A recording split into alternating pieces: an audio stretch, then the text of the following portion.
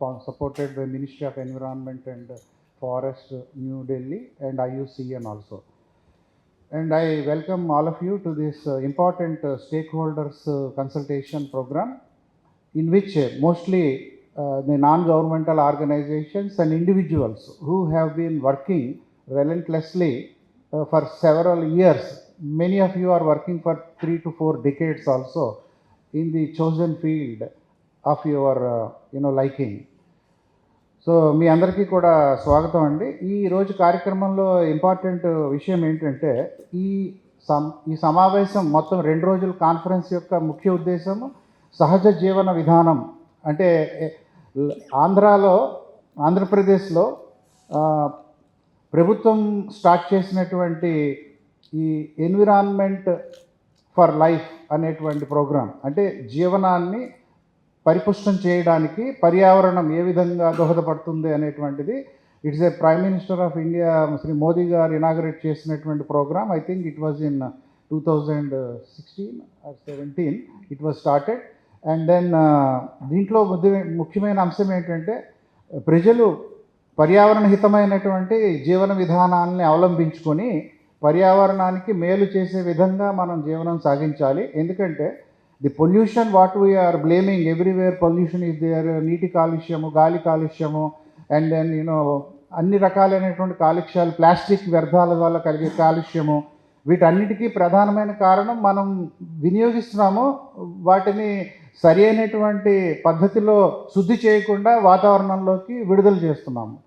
So the industries నుంచి వచ్చేటువంటి ఏవైతే ఎఫ్లూయెంట్స్ ఉన్నాయో కూడా ఇండస్ట్రియల్ నార్మ్స్ ప్రకారంగా, పొల్యూషన్ కంట్రోల్ డిపార్ట్మెంట్ యొక్క నార్మ్స్ ప్రకారంగా సర్టెన్ స్టాండర్డ్స్కి లోబడి వారు దాంట్లో ఉండేటువంటి విష పదార్థాలని తొలగించి తర్వాత మాత్రమే వాటిని వాతావరణంలోకి వదలాలి. కానీ అది ఎంతవరకు జరుగుతోంది, సమర్థవంతంగా ఈ చట్టాలు అమలవుతున్నాయా, ఎక్కడైనా లోటుపాట్లు ఉండొచ్చు. ఎందుకంటే ఇది విస్తృతమైనటువంటి సమాజంలో జరిగేటువంటి అనేక లక్షల కోట్ల కార్యకలాపాలకి a few handful of people may not be able to totally control the whole situation. So దానికోసం ది ఆల్టర్నేటివ్ ఏంటంటే ప్రజలే ఒక అలర్ట్గా ఉండి ఇటువంటి తప్పులు కనుక లేకపోతే లోపాలు వాళ్ళకి దృష్టికి వచ్చినట్టయితే వెంటనే అధికారుల దృష్టికి ఈమెయిల్ ద్వారా, SMS ద్వారా, ఇవాళ రేపు చాలా సోషల్ మీడియా ద్వారా కూడా మనం ప్రభుత్వం దృష్టికి, అధికారుల దృష్టికి తీసుకువెళ్ళేటువంటి అవకాశం ఉంది. సో ఈ సందర్భంలో మన దగ్గర ఉన్నటువంటి అంటే పర్యావరణ రక్షణకు సంబంధించినటువంటి ఎన్విరాన్మెంటల్ ప్రొటెక్షన్ యాక్ట్ కానీ, ఫారెస్ట్ కన్జర్వేషన్ యాక్ట్ కానీ, వైల్డ్ లైఫ్ ప్రొటెక్షన్ యాక్ట్ కానీ, బయోడైవర్సిటీ యాక్ట్ కానీ, ఈ చట్టాల యొక్క అమలు తీరుతెన్నులు ఎలా ఉన్నాయి, మనకి ప్రాక్టికల్గా వాస్తవ దృష్టితోటి పరిశీలించినట్టయితే ఎలా ఉన్నాయి, దెన్ దానివల్ల ఎంతవరకు మేలు జరుగుతోంది. సో ఒక విషయం అయితే డెఫినెట్గా గవర్నమెంట్ ఏజెన్సీస్ అన్నీ కూడా పనిచేస్తున్నాయి, కానీ కొన్ని సందర్భాల్లో కొరతలు ఉంటాయి. బికాజ్ నేను గవర్నమెంట్లో పనిచేశాను కాబట్టి I'm not trying to kind of defend, but వాస్తవ పరిస్థితి మీకు తెలియజేయడం జరుగుతోంది. నిన్న కూడా నేను స్టేక్ హోల్డర్స్ కాన్ఫరెన్స్లో ఈ పాయింట్ చెప్పడం జరిగింది. అంటే ఎటువంటి పరిస్థితుల్లో గవర్నమెంట్ డిపార్ట్మెంట్లు కూడా కొన్ని పనిచేయాల్సి వస్తుంది అనేది చూడాలి. ఎందుకంటే there is a lot of demand for budget from every department. అనేక రంగాల్లో మనకి అభివృద్ధి కావాలి, వ్యవసాయంలో కావాలి, హార్టికల్చర్లో కావాలి, అలాగే హెల్త్ ఎడ్యుకేషన్లో కావాలి, దెన్ లిటరసీ పెంచడంలో కావాలి, సోషల్ వెల్ఫేర్ స్కీములు కావాలి. సో వీటన్నిటికీ కూడా మనకు ఉన్నటువంటి బడ్జెట్ని కేటాయింపులు చేసుకుంటూ వెళ్తున్నట్లయితే, అలాగే మనం చేసినటువంటి అప్పుల మీద వచ్చేటువంటి వడ్డీల భారాన్ని కూడా మనం భరించాలి. వీటన్నిటిని దృష్టిలో పెట్టుకొని ఎప్పుడు కూడా మనకి 100 రూపాయలు కావాల్సి వస్తే 10 రూపాయలు 20 రూపాయలు మాత్రమే అందుబాటులోకి వస్తాయి. అది కూడా ఫైనల్గా ఎంతవరకు అమలు జరుగుతాయి అనేది కూడా చాలా పరిస్థితుల మీద ఆధారపడి ఉంటుంది. సో ఇటువంటి పరిస్థితుల్లో అలాగే మనకు 100 మంది సిబ్బంది ఉన్నట్లయితే ఈ కార్యక్రమం సక్రమంగా అమలయ్యేటువంటి అవకాశం ఉంది. కానీ శాంక్షన్డ్ పోస్టులు 50 ఉన్నాయి, దాంట్లో భర్తీ అయిన పోస్టులు 12 ఉన్నాయి, యాక్చువల్గా పనిచేసే వాళ్ళు 6-8 మంది ఉన్నారు. ఇలాంటి పరిస్థితుల్లో డిపార్ట్మెంట్లు పనిచేయాల్సినటువంటి పరిస్థితి కనపడుతోంది. సో దీనికి ఎవరు కారణము అంటే అడ్మినిస్ట్రేషన్లో ఇంప్రూవ్మెంట్లు జరగాలి, బట్ రిక్రూట్మెంట్ జరగడం అనేది దానికి ఒక లాంగ్ ప్రాసెస్ అనమాట, వేకెన్సీల నిర్మాణం. దెన్ ఈ విధంగా ఏంటంటే షార్టేజెస్ తోటి, బడ్జెట్ కొరతలతోటి అండ్ అనేక రకాలైన ప్రతి ఒక్క డిపార్ట్మెంట్ కానీ ఎన్నో రకాలైనటువంటి ప్లస్ అండ్ మైనస్లు ఉంటాయి. So having said that, then what is the responsibility of the citizens? So ఎంతవరకు మనం దాన్ని చేయగలుగుతున్నాము? మనం ఇంట్లో చెత్త తీసుకెళ్ళి బయట పడేస్తే మనకు శుభ్రం అయిపోయింది అనుకోవడం, అది ఈ యాటిట్యూడ్ తప్పు. సింపుల్ డిఫరెన్సెస్ చెప్తుంటారు. ఏంటి? తడి చెత్త పొడి చెత్త వేరు చేసి మీరు ఇవ్వండి అంటే that is not being done properly. Even in the biggest cities we are not able to do that. Somehow అది యాటిట్యూడ్నల్ చేంజ్ కావాలండి మనకి. తడి చెత్త పొడి చెత్త 2 డబ్బాలు తీసుకొచ్చి మున్సిపాలిటీ వాళ్ళు మన ఇంట్లో ఉచితంగా ఇచ్చినప్పటికి కూడా దాన్ని మనం వినియోగించట్లేదు. సో మనకు మార్పు రావాలి, మన యొక్క బిహేవియర్లో మార్పు రావాలి. దెన్ తడి చెత్త ఇమీడియట్గా కంపోస్టింగ్కి, వెజిటబుల్ ఆర్గానిక్ మెన్యూర్ తయారు చేయడానికి వెళ్ళిపోతుంది. పొడి చెత్త దాంట్లో ఉండేటువంటి వివిధ పదార్థాలను సెగ్రిగేషన్కి వెళ్ళి then what is useful, what is not useful, recycling, రీయూజ్కి వెళ్తుంది. So if you don't do that, all these things are being collected and dumped in a place conveniently, because ముందు separation is the very important thing. ఈ లోపల they start what is called fermentation, కుళ్ళిపోవడం జరుగుతూ ఉంటుంది. Then plastic waste ఎక్కడ పడితే అక్కడ చేయడం. మనం షాప్కి వెళ్ళేటప్పుడు కూడా కవర్లు తీసుకెళ్ళట్లేదు, చేతులు ఊపుకుంటూ వెళ్తున్నాము.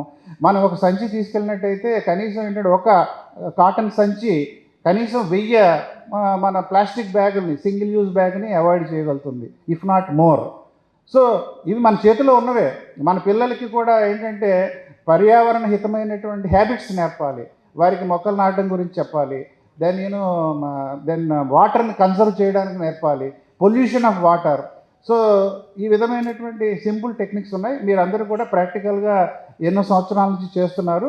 మీ యొక్క అనుభవాన్ని దృష్టిలో పెట్టుకొని ఈ చట్టాలు ఎలా అమలవుతున్నాయి, దాంట్లో ఉండేటువంటి ఇబ్బందులు ఏంటి, ఈ సహజ జీవన విధానం దానికి మనం దగ్గరికి వెళ్ళడానికి ఏ విధమైన సూచనలు సలహాలు చేస్తే బాగుంటుంది, మీరు చెప్పిన వాటిని క్రోడీకరించి ప్రభుత్వానికి పంపించడానికి ప్రయత్నం జరుగుతుంది.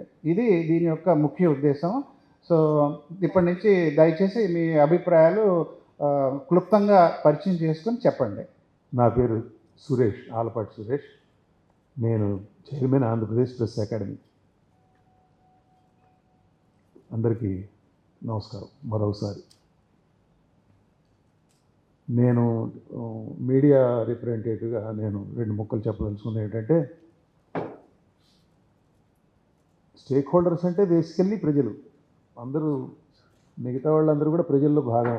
మీడియా వాళ్ళు కానివ్వండి, లేకపోతే ఎన్జిఓలు నడిపే వాళ్ళు కానివ్వండి, మరొకళ్ళు కానివ్వండి, అందరూ కూడా మనుషులే.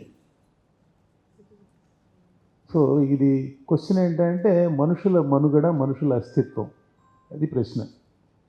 మనం ప్రకృతిని విస్మరిస్తే, నేను ప్రకృతికి సమాంతరంగా ఉన్నాను అని మనిషి భావిస్తే, ప్రకృతి వేరు నేను వేరు, ప్రకృతిలో ఉన్న సమస్త వనరులు నా అవసరాలను తీర్చడానికి, నా ఆకలి తీర్చడానికి, నన్ను సర్వ్ చేయడానికి ఉన్నాయి అని మనిషి భావిస్తే ఏం జరుగుతుంది? సర్వనాశనం జరుగుతుంది. అది మనుషులు గ్రహిస్తున్నారా? గ్రహించడంలా. అన్నిటికీ మనం ఏదైనా కనిపెట్టగలం కానివ్వండి, విరుగుడు, హ్యూమన్ గ్రీడ్కి విరుగుడు కనిపెట్టలేము. మనిషి అత్యాశ, దురాశ, వీటికి విరుగుడు లేదు. ఈ మనం స్టేక్ హోల్డర్స్గా మనం ఏమిటి చేయాలి? మీడియా పర్సన్స్గా కానివ్వండి, లేకపోతే ఎన్జిఓస్గా కానివ్వండి, సివిల్ సొసైటీ గ్రూప్స్ కానివ్వండి, అంటే 2. ఒకటి ఏమిటంటే బేసిక్ స్టేక్ హోల్డర్ అయిన మనిషికి సరైన సమాచారం ఇచ్చి, ఆ సమాచారం సవ్యంగా సరైన కాంటెక్స్ట్లో సరైన సమాచారం ఇచ్చి అది అర్థమయ్యేటట్టు చెప్పడం ఒకటి చేయదగిన పని. రెండవది ఏంటంటే, ఎవరైతే సిస్టమ్స్ని నడుపుతున్నారో వారు చేసే పనులు ప్రజల సమాజం యొక్క మంచి చెడుల్ని నియంత్రించే విధంగా, సమాజం యొక్క మంచి చెడుల్ని కంట్రోల్ చేసే విధంగా, సమాజం యొక్క నడకని ప్రభావితం చేసే విధంగా ప్రభుత్వాలు పనిచేస్తాయి. ప్రభుత్వాలతో పాటుగా కొన్ని వ్యవస్థలు ఉంటాయి, సమాంతర వ్యవస్థలు ప్రజాస్వామ్యంలో. వాటన్నిటి పనుల్ని సమీక్షించి అందులో ఉన్న మంచి చెడ్డల్ని బేరీజు వేసి వాటిని కూడా ప్రాథమికంగా స్టేక్ హోల్డర్ అయిన మనిషికి అందించడం 2. ఈ 2 పనులు చేయాలి. ఎవరు చేయాలి? మనుషులే చేయాలి. మనుషులంటే మనుషులైన మీడియా పర్సన్స్ కానివ్వండి, ఎన్జిఓస్ కానివ్వండి, లేదా ఈ సివిల్ సొసైటీ గ్రూప్స్ కానివ్వండి, వీళ్ళు చేయాలి. ఈ పని కూడా భారతదేశంలో ఏ పేస్లో అయితే ఇవాళ ప్రపంచం మొత్తం ఎలా అంటే, నేను వినాశనం వైపు దారి తీస్తుందని నేను అన్నగానండి, వినాశనాన్ని మనం ఫేస్ చేస్తూ ఒక అడుగు వెనక్కి వెళ్ళేదానికి మాత్రం సిద్ధంగా లేదు. అంతవరకు చెప్పగలను నేను. We are not ready to retreat at. మనం ఆ దారిలో ఉన్నాం. ఒక అడుగు వెనక్కేద్దాం, ఇంకో 2 అడుగు వెనక్కేద్దామని మనం అనుకోవడంలా. కాబట్టి మనల్ని, మన జీవితాలని, మన సమాజాన్ని, మన సమూహాన్ని ఎవరైతే ప్రభావితం చేస్తారో వాళ్ళ మంచి చెడుల్ని కూడా మనం పరామర్శించాలి. వాళ్ళ మంచి చెడుల మీద కూడా మనం చర్చ జరగాలి. నేను ఈ సందర్భంగా ఒక మాట చెప్పదలుచుకున్నా. ఒకటి గుర్తొస్తుంది నాకు. లాస్ట్ ఇయర్ నవంబర్లో సుప్రీంకోర్టు ఒక 2-1 మెజారిటీతో ఒక డెసిషన్ ఇచ్చింది. ఏదైనా projects, development projects retrospective environmental clearance తీసుకోవచ్చు కొన్ని పరిస్థితుల్లో అని జస్టిస్ బిఆర్ గవాయ్ బెంచ్ చెప్పింది. అప్పుడు చీఫ్ జస్టిస్ ఆయన. ఏమిటి వాళ్ళు చెప్పిన రేషనల్ ఏమిటి ఆ తీర్పు వెనక అంటే, రిట్రాస్పెక్టివ్గా కొన్ని ప్రత్యేక పరిస్థితుల్లో ఎన్వైరాన్మెంటల్ క్లియరెన్స్ ఇవ్వని పక్షంలో కోటాను కోట్ల రూపాయల ప్రజాధనం వృధా అవుతుందని. కోటాను కోట్ల రూపాయల ప్రజాధనం వృధా అయ్యే ఒక ప్రాజెక్టుని ఎన్వైరాన్మెంటల్ క్లియరెన్స్ లేకుండా అసలు ఎందుకు మొదలు పెట్టాలి? మొదలుపెట్టిన తర్వాత రిట్రాస్పెక్టివ్ ఎఫెక్ట్ తోటి మాకు అనుమతి ఇవ్వండి అని ఎందుకు అడగాలి? ఇది ఈ 2025 నవంబర్ డేషను 2025 మేలో ఈ రిట్రాస్పెక్టివ్ ఎఫెక్ట్ ఇవ్వకూడదు అన్న ఒక డెసిషన్ని నల్లిఫై చేసింది. So in all their wisdom they felt like that. The respected land judges, ఒక ఆయన మాత్రం జస్టిస్ భూషణ్ మాత్రం కుదరదు అన్నారు. సరే, ఆయన మైనారిటీ జడ్జిమెంట్ అయింది. నేనేమంటానంటే, we all must discuss these kind of issues. ఇవన్నీ కూడా మనం డిస్కస్ చేయాలి. ఒక సుప్రీంకోర్టు బెంచ్ చెప్పిన జడ్జిమెంట్ని రెండో సుప్రీంకోర్టు దానికంటే లార్జర్ బెంచ్ ఏం చేసింది? దాన్ని నల్లిఫై చేసింది. రేపొద్దున ఇంకొక బెంచ్ రాజ్యాంగ ధర్మాసనం వస్తుంది, దాని మీద మళ్ళీ చర్చ నడుస్తుంది. ఆ చర్చ నడిచేందుకు తగిన వాతావరణం ఎవరు కల్పించాలి? ఆ చర్చ నడిచేందుకు అవసరమైన ఇన్పుట్స్ ఎవరివ్వాలి? మనం ఇవ్వాలి. అది మన పని, తప్పనిసరిగా మన పని. అది మైక్రో అంటే మన చుట్టూతా ఉన్న మన ఇమ్మీడియట్ విసినిటీలో ఉన్న సమాజాన్ని మనం చైతన్యవంతం చేసేందుకు ఎట్లా అయితే ప్రయత్నించాలో మొత్తం వ్యవస్థని, భారతదేశం ఉదాహరణకు మొత్తం భారతదేశాన్ని ఒక సమాజంగా తీసుకుంటే, భారతదేశం అనే ఒక సమాజం మీద సమాజాన్ని ప్రభావితం చేసే నిర్ణయాలు తీసుకునే వాళ్ళ చర్యల్ని కూడా మనం మన ఎజెండాలో తీసుకోవాలి. ఈ 2 దారుల్లో, ఈ 2 దిశల్లో తప్పనిసరిగా పని చేయాలి. పని చేయాల్సిన బాధ్యత ప్రధానంగా మీడియా మీద ఉంది. పని చేయాల్సిన బాధ్యత ఆ తర్వాత ఎన్జిఓస్ మీద ఉంది, గ్రూప్స్ మీద ఉంది, ఆ తర్వాత సివిల్ సొసైటీ మీద ఉంది. ఈ మూడు సమూహాలు కలిసి కోఆర్డినేటెడ్ ఎఫర్ట్ తోటి జాగ్రత్తగా పనిచేస్తే, బాగా పనిచేస్తే, ప్రజా ప్రయోజనమే దేనికైనా గీటురాయి. ప్రజలే ప్రభువులు. The people of India. మనమే సార్వభౌమాధికారం మన దగ్గరే ఉంది. మనల్ని మనం సర్వ్ చేసుకోవాలి అంటే మనం ఆ ప్రజా ప్రయోజనాన్ని మించి మరి దేని గురించి ఆలోచించకూడదు అని అనుకున్నాడు. అంత బాగుంటుంది. That is hour agenda. Thank you so much. నలుగురు నదిలో నడుస్తూ వెళ్ళే చిన్న గుంపు నలుగురు నడుస్తూ వెళ్ళి ఆ నదిని 2012లో 3 మున్సిపాలిటీస్, ఆ రోజుల్లో ఉండేది మంగళగిరి గ్రామాలు, మంగళగిరి తాడేపల్లి గ్రామాలే, గుంటూరు, తెనాలి, విజయవాడ, 3టికి చెత్తకుప్ప, కృష్ణానది, 3 అఫీషియల్గా ఇప్పుడు వచ్చినాయి. కానీ బయట డంప్స్ నదిలో వేసేవారు. ఆ పరిస్థితుల్లో 2012లో మేము నడుస్తూ ఎందుకు చేస్తున్నారని మేము నలుగురు మొదలుపెట్టింది. 3,000 మంది వాలంటీర్స్ తయారు చేసి నడుస్తూ పరిగెత్తుతూ కాకుండా వచ్చేటప్పుడు తల ఒక సంచి వేసుకొచ్చి సంచిలో నదిలో చెత్త తీసుకుంటూ ఇక ఎన్ని వేల టన్నులు అయిందో ఎవరికి తూకం వేయలేదు, కానీ అది ఈ గత 14 సంవత్సరాలుగా చేసిన విషయం. Awara, it is an acronym for Amaravati walkers and runners association. The government knows us anyway. To cut the long story short, మేము 14 సంవత్సరాల నుంచి ఈ చెత్త పనులు, చెత్త ఆలోచనలు, ఈ చెత్త దాన్ని ఇప్పుడు ఒక చెత్త సంభాషణగా చేస్తున్నందుకు మా పంచుకున్నందుకు చాలా సంతోషం. We appreciate what you're doing. But at the same time ఇది 14వ సంవత్సరం. నాతో మా సహచరులు కూడా ఉన్నారు, చాలాపల్లి సహచరులు. ఆయన చెప్తారు. నేను చెప్పేది 2 ముక్కలు ఏంటంటే, unless you involve the public community, nothing happens. Community, we have, it only results in fights and fissures. ఆల్పర్ట్ Suresh గారు పుస్తకం చదివాను, దాంట్లో అన్నీ రాశారు. మా సంఘటన తప్పితే గత ప్రభుత్వం కూడా ఎదురు తిరిగి మేము చీఫ్ మినిస్టర్ ఆఫీస్ నుంచి చెత్తని నదిలో కలుపుతున్నారని కూర్చోబెట్టి మేము కలిపితే ఒక వీడియో తీసి ఎక్స్పోజ్డ్. దానికి ప్రతిఫలం మా ఇల్లు పగలగొట్టారు. That is I'm just sensationalizing so that you will remember the extent things will go if you work against the official establishment. So, ఈ 2000 సంవత్సరంలో మధ్యలో కరోనా కూడా వచ్చింది. కరోనాతో it's bad for the environment, and it is good for the environment because we consume less, but bad because we lose volunteers. ఇప్పుడు ఈ రోజున ఇవాళ చేతులు కింద పెట్టి తీసే సంస్కృతి పోతుంది. ఆలోచించే పెద్దలను కలుసుకున్నందుకు చాలా సంతోషం అండి. మాది చల్లపల్లి, ఇప్పుడు అది స్వచ్ఛ చల్లపల్లి, అంతేకాదు స్వచ్ఛ సుందర చల్లపల్లి అని కూడా పేరు వచ్చింది దానికి. ఒక సుమారుగా 12 సంవత్సరాల నుంచి అక్కడ మేము ఒక ఊరును అన్ని విధాల పర్యావరణ హితంగాను, స్వచ్ఛ శుభ్రతల పచ్చదనాల ఊరుగాను చూపించాలి అనే ఉద్దేశంతో కొంతమందిని పూనుకున్నాం. మోడీ గారు 2014లో పిలిపించే కంటే ముందుగానే మాది మొదలైంది.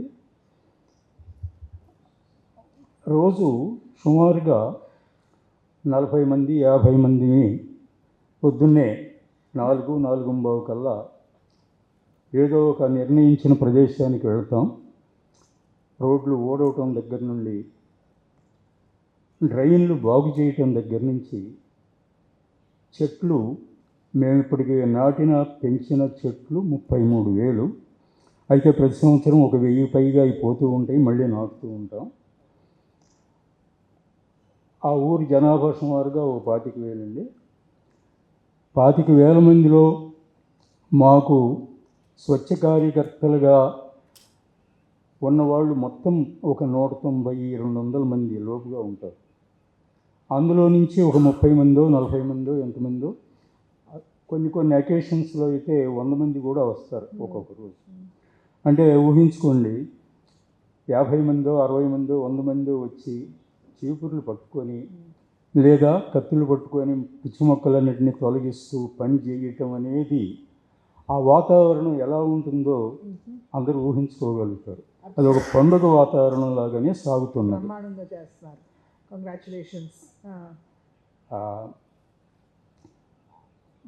మేము మా లక్ష్యాలు ఏంటంటే ఊరిని శుభ్రంగా ఉంచడం, అంతే. పంచాయతీ కూడా మాకు సహకరిస్తూనే ఉన్నది. అన్ని పార్టీల వాళ్ళు కూడా మాకు కోఆపరేట్ చేస్తూనే ఉన్నారు. అందుకని మేము పొద్దున్నే ఆ 2 గంటల సేపు ఒక రాజకీయ చర్చలు కానీ, కులమతాల ప్రసక్తులు కానీ, లేకపోతే దేవుడు దయ్యము ఇటువంటి సంభాషణలు కానీ ఏమీ ఉండవండి. సరదాగా గడుపుతారు. ఆ గంటన్నర అని అనుకున్నాం మేము. ఒక్కొక్క రోజు ఒక్కొక్కసారి 2 గంటలు కూడా అవుతుంది అది. ఆ గంటన్నర సేపు సుహృద్భావ వాతావరణంలో ఎవరు మనం ఈ ఊరికి ఏం చేయగలం, తద్వారా జనానికి ఏమైనా కొంత సందేశం ఇవ్వగలమా అనే లక్ష్యంతో పనిచేస్తూ ఉన్నాము. Brilliant. Our organization, which is most people know as World Wildlife Fund, it's Worldwide Fund for Nature. We work in both the states of Andhra Pradesh and Telangana. We have conservation work, which is mostly in the Eastern Ghats, biodiversity monitoring, a lot of citizen science, and we have been doing a lot of pioneering work on environment education with schools, with schools in the cities, but also more so with social welfare schools, which are in both the states, and the tribal welfare schools. So this is more about like just like lifestyle for environment. Same way we have what we call Mission Prakriti, and under that we have 4-5 major pillars under which WWF works, which is biodiversity, through which our students have been monitoring biodiversity in and around their school campuses and preparing campus biodiversity registers. That's part of their understanding their own surrounding and looking after their own surrounding. Other than that, they work on food and waste and on energy conservation. So more about that we can share in the subsequent deliberations. Thank you. Vijayawada Andhra Venice అనడానికి వీలుగా 3 కాలువలు పుడుతూ ఉంటాయి. 3 కాలువలు కూడా ఎంత దారుణమైన పరిస్థితి ఉన్నాయో మనందరికీ తెలుసు. విజయవాడ వాళ్ళందరికీ కూడా వాడిని ఎంతో ప్రయత్నం చేశారు, దాన్ని శుభ్రం చేద్దామని, బాగు చేద్దామని. అవి అలానే ఉన్నాయి, ఆ చెత్త క్యారీ చేస్తూనే ఉన్నాయి. ఇంకా విచిత్రం ఏమిటంటే ఈ కాలువ చివరిలో చాలా గ్రామాల వాళ్ళకి మంచినీళ్ళు సరఫరా ఇందులోంచే వస్తుంది. చాలా పెద్దటి కండిషన్ అన్నమాట. ఎంత దుర్మార్గం అండి. వాళ్ళు మంచినీళ్ళు తాగి దాంట్లో నానా చెత్త వదిలేస్తున్నారు ఇక్కడ. ఒకటి. రెండోది పెద్ద ప్రాబ్లం ఏంటంటే విజయవాడ థర్మల్ పవర్ స్టేషన్ మీద దాదాపుగా 15 ఏళ్ల క్రితమే హైకోర్టులో పిటిషన్ ఇస్తాం మా ఫ్రెండ్స్ మేమందరం. ఇది విపరీతంగా బూడిద వదిలేస్తున్నారు, దేశమంతా పాడు చేసేస్తున్నారు అని చెప్పేసి హైకోర్టు అర్జెంటుగా దీని మీద యాక్షన్ తీసుకోమని ఆర్డర్ వేసింది. ఆర్డర్దే, వీళ్ళ దారి వీళ్ళదే.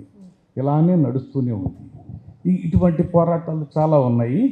నా పేరు అంకారావు అండి. నేను ఫారెస్ట్ మ్యాన్గా, పర్యావరణవేత్తగా, ఎకో వారియర్గా అందరికీ సుపరిచితున్నే. నేను ప్రస్తుతానికి ఆంధ్రప్రదేశ్ రాష్ట్రానికి గౌరవ సలహాదారుడిగా ఉన్నాను ఎఫారెస్టేషన్ కోసం. ఉన్నది ఉన్నట్టు మాట్లాడితే అందరూ యాంటీ అయిపోతారు, లేనిది మాట్లాడలేను. కాబట్టి ఉన్నది లేనట్టుగా, లేనిది ఉన్నట్టుగా లౌక్యంగా మాట్లాడతాను. ఇప్పుడు సార్ ఒక మాట చెప్పారు, ఈ ప్లాట్ఫామ్లో మీరు ఏదైనా మాట్లాడచ్చు. లైవ్ అయిపోతుంది కదా, ఏమవ్వదండి. లైవ్ సెల్ ఫోన్స్ ఉన్నాయి కదా, ఇక్కడే ఉంటే బ్రేకింగ్ న్యూస్ వచ్చింది. మనం పబ్లిక్ మీటింగ్లో మాట్లాడేటప్పుడు ఏది సబబో అది మాట్లాడాలి. అంతే సార్. ఇప్పుడు సార్ చెప్పినట్టుగా విజయవాడలో 3 కాలువల గురించి చెప్పారు. ఇప్పుడు ఈ కృష్ణా నది తాగునీరుకి, సాగునీరుకి కొన్ని లక్షల ఎకరాలకి అది అందిస్తుంది. ఇక్కడ మీరు మంచినీళ్ళు తాగుతున్నారని చెప్పి ఇక్కడ ప్రాంతం వాళ్ళు అనుకుంటున్నారు, కానీ ఇది పైనుంచి వస్తుంది, పల్నాడు ఆ ప్రాంతం నుంచి. అక్కడ చేసే పనులు చూస్తే ఇక్కడ మీరు నీళ్లు తాగరు. అంటే పిల్ల కాలువలు, నాగులేరు కానీ, చంద్రవంక కానీ, ఇలాంటి ఎన్నో రకాల కాలువలు దాంట్లో కలుస్తుంటాయి. ఈ కాలువలపైన ఆధారపడి ఎన్నో రకాల అందమైన పక్షులు ప్లాస్టిక్ కోసిస్ అనే వ్యాధి వల్ల చనిపోతూ ఉన్నాయి. కొన్ని వందల పక్షులు. అలాగే అక్కడున్న తాబేళ్ళు కానివ్వండి, ఇవన్నీ కూడా. కాబట్టి తాగునీరు, సాగునీరు స్వచ్ఛందంగా మనం తాగాలి అంటే, ఇక్కడ మనం తాగాలంటే దాని మూలాల్లో మనం శుభ్రత చేయించాలి ఫస్ట్. తర్వాత అడవి కూడా అంతే. అడవి కానీ, మడాడములు కానివ్వండి, ఇవన్నీ చాలా చాలా సమస్యలు ఉన్నాయి. ఇక్కడ ఉండేది వేరు, క్షేత్రస్థాయిలో జరిగే పరిస్థితులు వేరు. ఒక్కసారి క్షేత్రస్థాయిలో కూడా మీ అందరూ వస్తే అవన్నీ నేను కళ్ళకు కట్టినట్టు చూపిస్తానండి. ఎందుకంటే చాలా ఉన్నాయి. చట్టాలు అనేవి మనకి చాలా బలంగా ఉన్నాయి. చట్టాలు బలంగా అమలైనప్పుడు మాత్రమే మార్పులు వస్తాయి. ప్రతి ఒక్కళ్ళు బాధ్యతగా ఉండాలి అని మనం చెప్తాం, కానీ మన పిల్లల్ని మనం తీసుకోండి, ఎవరన్నా మీ బాబుని ఏం చేస్తారంటే డాక్టర్ అండి, ఐఏఎస్ ఐఎఫ్ఎస్ అండి, ఈ రేంజ్లో చెప్తూ ఉంటాం. కానీ మా పిల్లోని బాధ్యత గల పౌరుని చేసి నెక్స్ట్ ఐఏఎస్ చేస్తామని చెప్పి ఐఎఫ్ఎస్ అని ఎవరు మాట్లాడరు. ఫస్ట్ బాధ్యతగా ఉంటే అన్ని మార్పులు వచ్చేస్తాయి. ఆ బాధ్యతగానే ఉండాలని చెప్పి నా యొక్క కోరిక. ధన్యవాదాలు. నేను ఎన్విరాన్మెంటల్ సైంటిస్ట్ని, ఎక్స్ ఈపీటీఆర్ఐలో వర్క్ చేశాను. I have done water, air, soil, hazardous waste material characterisation అది చేశాను. ఇప్పుడు హ్యూమన్ బిహేవియర్ ఎలా ట్రాన్స్ఫర్మ్ అవుతుంది, ఎలా చేంజ్ అవుతుంది, ఎడిక్షన్స్ ఎలా గురవుతున్నారు, దాన్ని ఎలా చేంజ్ చేయాలి అనే కాన్సెప్ట్ని, యూనిక్ కాన్సెప్ట్ని డెవలప్ చేశాను. దాని ప్రజెంటేషన్కి కొలాబరేషన్తో ఉండాలి, బట్ అనుకున్నంత ఈజీగా కాదు. అలాగే ఇన్నోవేటివ్ టెక్నాలజీస్ బోల్డ్ అని ఉన్నాయి. ఆ ఇన్నోవేటివ్ టెక్నాలజీస్కి చాలా ప్రొసీజర్లు ఉన్నాయి. దానికి గ్రాంట్ కావాలంటే ప్రాక్టికల్గా మనం చెప్పుకోవడానికి ఈజీగా ఉంటుంది, కానీ గ్రౌండ్ రియాలిటీలో అబ్సల్యూట్లీ నథింగ్. అది నా దగ్గర చాలా ఇన్నోవేటివ్ టెక్నాలజీస్ ఉన్నాయి. బికాజ్ ఐ వర్క్ 30 years నుంచి నేను వర్క్ చేస్తున్నాను. సో పేరుకి అన్నీ బాగుంటాయి, కానీ మేము ఇస్తాం అంటే చివరికి వచ్చేసరికి ఏమి ఉండదు. సో ఇది నా క్వశ్చన్ అండి. నేను చేస్తుంది ఇది. నేను ఒక ఆర్గనైజేషన్ కూడా రన్ చేస్తున్నాను. But I'm working for United nations sustainable development goals and environmental social governance projects. Thank you. నమస్తే అండి, నా పేరు దేవినేని మత్స్యధరరావు అండి. నేను మా గ్రామంలో 23 years బట్టి హైదరాబాద్లో 40 సంవత్సరాల నుండి మూవ్ అయ్యాను. చాలామంది విజిట్ చేశారు. డాక్టర్ అల్లిమోహన్ గారు కూడా మా విలేజ్ వచ్చారు. నేను government of Noori Ramasastri medical కాలేజీకి 5 lakhs ఔషధ మొక్కలు ఇచ్చారు. 35 varieties. వాళ్ళు అన్ని డిస్ట్రిబ్యూట్ చేశారు అన్ని విలేజెస్కి వెళ్ళి. నేను ఇప్పుడు మా ఇంటి ముందే నా పొలం ఉంటుంది, చిన్న పొలమే. హైదరాబాద్లో 40 సంవత్సరాల నుండి మా వైఫ్ పుట్టి పెరిగింది హైదరాబాద్. ఇక్కడ తీసుకొచ్చి చాలా హ్యాపీగా ఉన్నాను. నా లైఫ్ స్పాన్ పెరిగింది. నేను తినేది నేను పండించుకుంటాను. నేను ఇప్పుడు మా దగ్గర మా ఇంట్లో 100 ఔషధ మొక్కలు ఉంటాయి. దగ్గర సుమారు కొన్ని పోయినాయి. 300 మొక్కలు ఉంటాయి. పొద్దున్నే 3 గంటలైతే వీలుగా రకరకాల పక్షులు ఆనందం కలుగజేస్తాయి. ఎవరన్నా ఫోన్ చేసినట్టు మాట్లాడటం ఆపేసి వినాలని అంటారు. ఇప్పుడు gobar gas plant, biogas plant మీద వర్క్ చేస్తున్నాను. మన ఆంధ్రప్రదేశ్లో చాలా ట్రై చేశాను. సీఎం గారి దగ్గరికి వెళ్ళడానికి అపాయింట్మెంట్ దొరకదు. ఇండస్ట్రీస్ డిపార్ట్మెంట్ ద్వారా సెక్రటరీని కలవమన్నారు. సీఎం గారి ఆఫీస్కి ఫోన్ చేసి ఆయన కూడా ఏమీ సహకరించలేదు.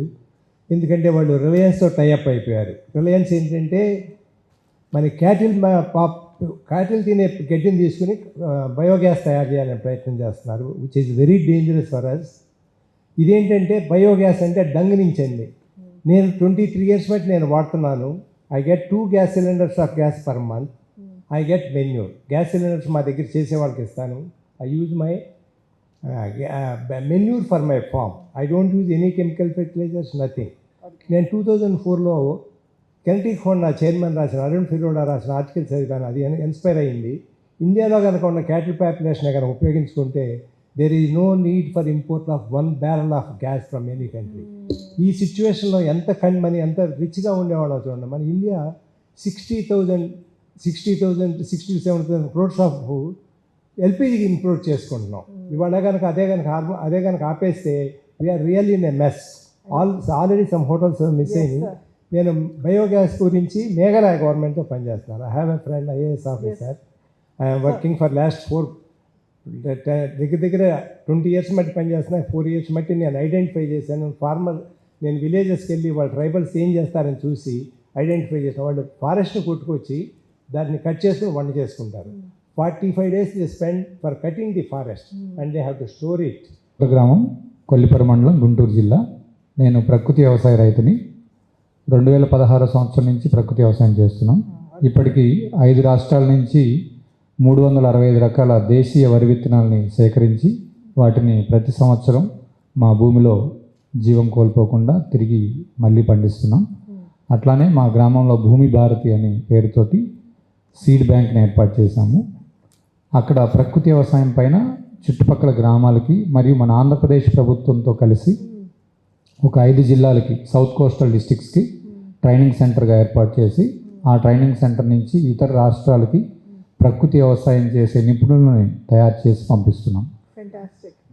ఇది ఆంధ్రప్రదేశ్ ప్రభుత్వం ద్వారా ఏర్పాటు చేయబడిన రైతు సాధికార సంస్థ అనే సంస్థ ద్వారా మేము టైప్ అయ్యి ఇప్పటికీ ఒక 100 మంది రైతుల్ని శిక్షణ, ప్రకృతి వ్యవసాయం అనుకున్న శాస్త్రీయత, దాని ద్వారా మన ప్రకృతిలో ఇక్కడ పెట్టుకున్నాం క్లౌడ్ బరస్ట్, ఎన్విరాన్మెంటల్ ఇష్యూస్ని ఎలా తగ్గించుకోవచ్చు అనే దానిపైన పూర్తిగా సైంటిఫికల్ రీజన్స్ తోటి ట్రైనింగ్ ఇప్పించి శిక్షణ చేస్తున్నాం. థ్యాంక్ యూ బాబారావు గారు. మీరు సీడ్స్ కూడా తెచ్చినట్టున్నారు కదా, కొంచెం ఇప్పుడు అవునండి. వాటర్ను క్లీన్గా పెట్టి ట్రీట్మెంట్ చేస్తున్నాము. గ్రామస్తులతో పని చేయడం జరుగుతుంది. రకరకాల బర్డ్స్ వస్తున్నాయి మేడం. దాంట్లో ఆ బర్డ్స్ని కన్జర్వేషన్ చేయాలా, వాటర్ క్లీనింగ్ ఉండాలి, దానికి వాటర్కి మంచి లైఫ్ ఉండాలి. ఎందుకంటే అన్ని చెత్త చెదాలు, మొత్తం గార్బేజీ, రకరకాల వ్యర్థాలన్నీ, మూటలు, అన్ని చనిపోయిన కుక్కలు, ఇది కాదు అన్నీ పడిపోతున్నాయి. ఇది చాలా నేను గ్రామస్తులతో అంటే సర్పంచులతో కూర్చొని సమావేశాలు ఏర్పాటు చేసి ఇది మన బాధ్యత. గ్రామ చెరువు అనేది 30 years ఎట్లున్నది, 50 సంవత్సరాల ముందు ఎట్లున్నది, ఇప్పుడు ఎలా ఉంది అనేది మీటింగ్ సమావేశాలు ఏర్పాటు చేసి ప్రజలతో కూర్చొని, గ్రామ కమిటీలు ఉంటాయి, గ్రామ కమిటీలు అంటే గ్రామ పెద్దలే మనకి ఎంత అవసరం అనేది మొత్తం క్లీనింగ్ ప్రాసెస్ మొదలు పెట్టాం మేడం. 2003లో ఒక 10 చెరువుల వరకు క్లీన్ చేశాను గ్రామస్తులతో. ఇప్పుడు కూడా వాళ్ళు అంటే ప్రధానికి ఇప్పుడు కమర్షియల్ అయిపోతుంది, ఏమొస్తా అంటున్నారు. అయితే ఎన్ఆర్ఈజీ ద్వారా అంటే స్వచ్ఛంగా గ్రామాల్లో స్వచ్ఛంగా ఎవరెవరు వస్తారో వాళ్ళ లీడర్స్ ఇలాంటి ఉంటారు, యంగ్స్టర్స్ను వాళ్ళని ఐడెంటిఫికేషన్ చేశాను. తర్వాత సాఫ్ట్వేర్ వాళ్ళు, జాబ్ హోల్డర్స్, టీచర్స్, ఇలా ఎంప్లాయీస్ అందరికీ సార్ చెప్పారు కదా స్వచ్ఛ చెల్లపల్లి, ఆ విధంగా మేము అందరం ఒక టీం లాగా ఏర్పడి ఆ గ్రామంలో ఉండే చెరువు, ఒక్కొక్క చెరువు అయితే ఎంక్రోచ్మెంట్కి 100 ఎకరాల చెరువు ఉంటే మొత్తం ఎంక్రోచ్మెంట్ అయిపోయింది. తర్వాత మొత్తము గులాబీ పువ్వులు ఉన్నాయి కదా, లోటస్ కానీ, గుర్రపు డెక్క, రకరకాల చెత్త చెదారంతో నిండి ఉంది. ఇదంతా మొత్తం తీసేసి ఊడిక తీసి చుట్టూ హ్యాబిటేషన్ కోసం, బర్డ్స్ కోసం, లిటిల్ ఈ గ్రిప్స్, కొన్ని రకరకాల బర్డ్స్ ఉన్నాయి. చిన్న అంటే కొంగలు, చిన్న కొంగలు, వాటి కోసం హ్యాబిటేషన్ కోసం తుమ్మ చెట్లు ఉన్నాయి సార్. తుమ్మ చెట్లు నాటాలని గ్రామం తీర్మానం చేసింది. వాటి హ్యాబిటేషన్ కోసము మొత్తం ఈ చెరువు చుట్టూ చెట్లు నాటము. దానికి బర్డ్స్ని వాటి హ్యాబిటేషన్ చేయాలి, ఊరంతా క్లీన్ చేయాలి, మురుగు కాలువల శుభ్రం చేయాలని ఇట్లా స్టార్ట్ చేస్తాం మేడం, చేస్తున్నాము. ఇది మేడం, ఇది కూడా కాకుండా ఒక 10 స్కూళ్ళలో చెట్లు నాటాము. 1,00,000 మొక్కలు పెంచడం జరిగింది. Retired Principal Commissioner of Income Tax. For the last 10 years, I've been closely associated and volunteering at HEAL, Health and Education for All, Thotapalli. And there are 920 children and another 130 staff and supporting staff. And with the help of Devineni Jayashree Garu, we are trying to improve the environment there. And apart from Thotapalli, we also have a branch in Guntur, in Chodavaram, where there are about 150 children and another 15 staff members. Plus we have a school for tribal children and migrant laborers children at Bhadrachalam, where there are 484 children and another 16 staff members, 500 all put together. And we also run a hospital, outpatient hospital in Panjagutta, Hyderabad, at 10 rupee, just to prevent non-serious patients. This is all. Thank you. Ajay Garu, we've heard about HEAL. I hope you'll talk to Farida Garu because they do a lot of similar programs and there is a plan for you can collaborate and do many more things. Sir. Thank you. I am Chartered Accountant Krishnarjun Rao from Vijayawada, Karanchi Nagar. Sir, Anita.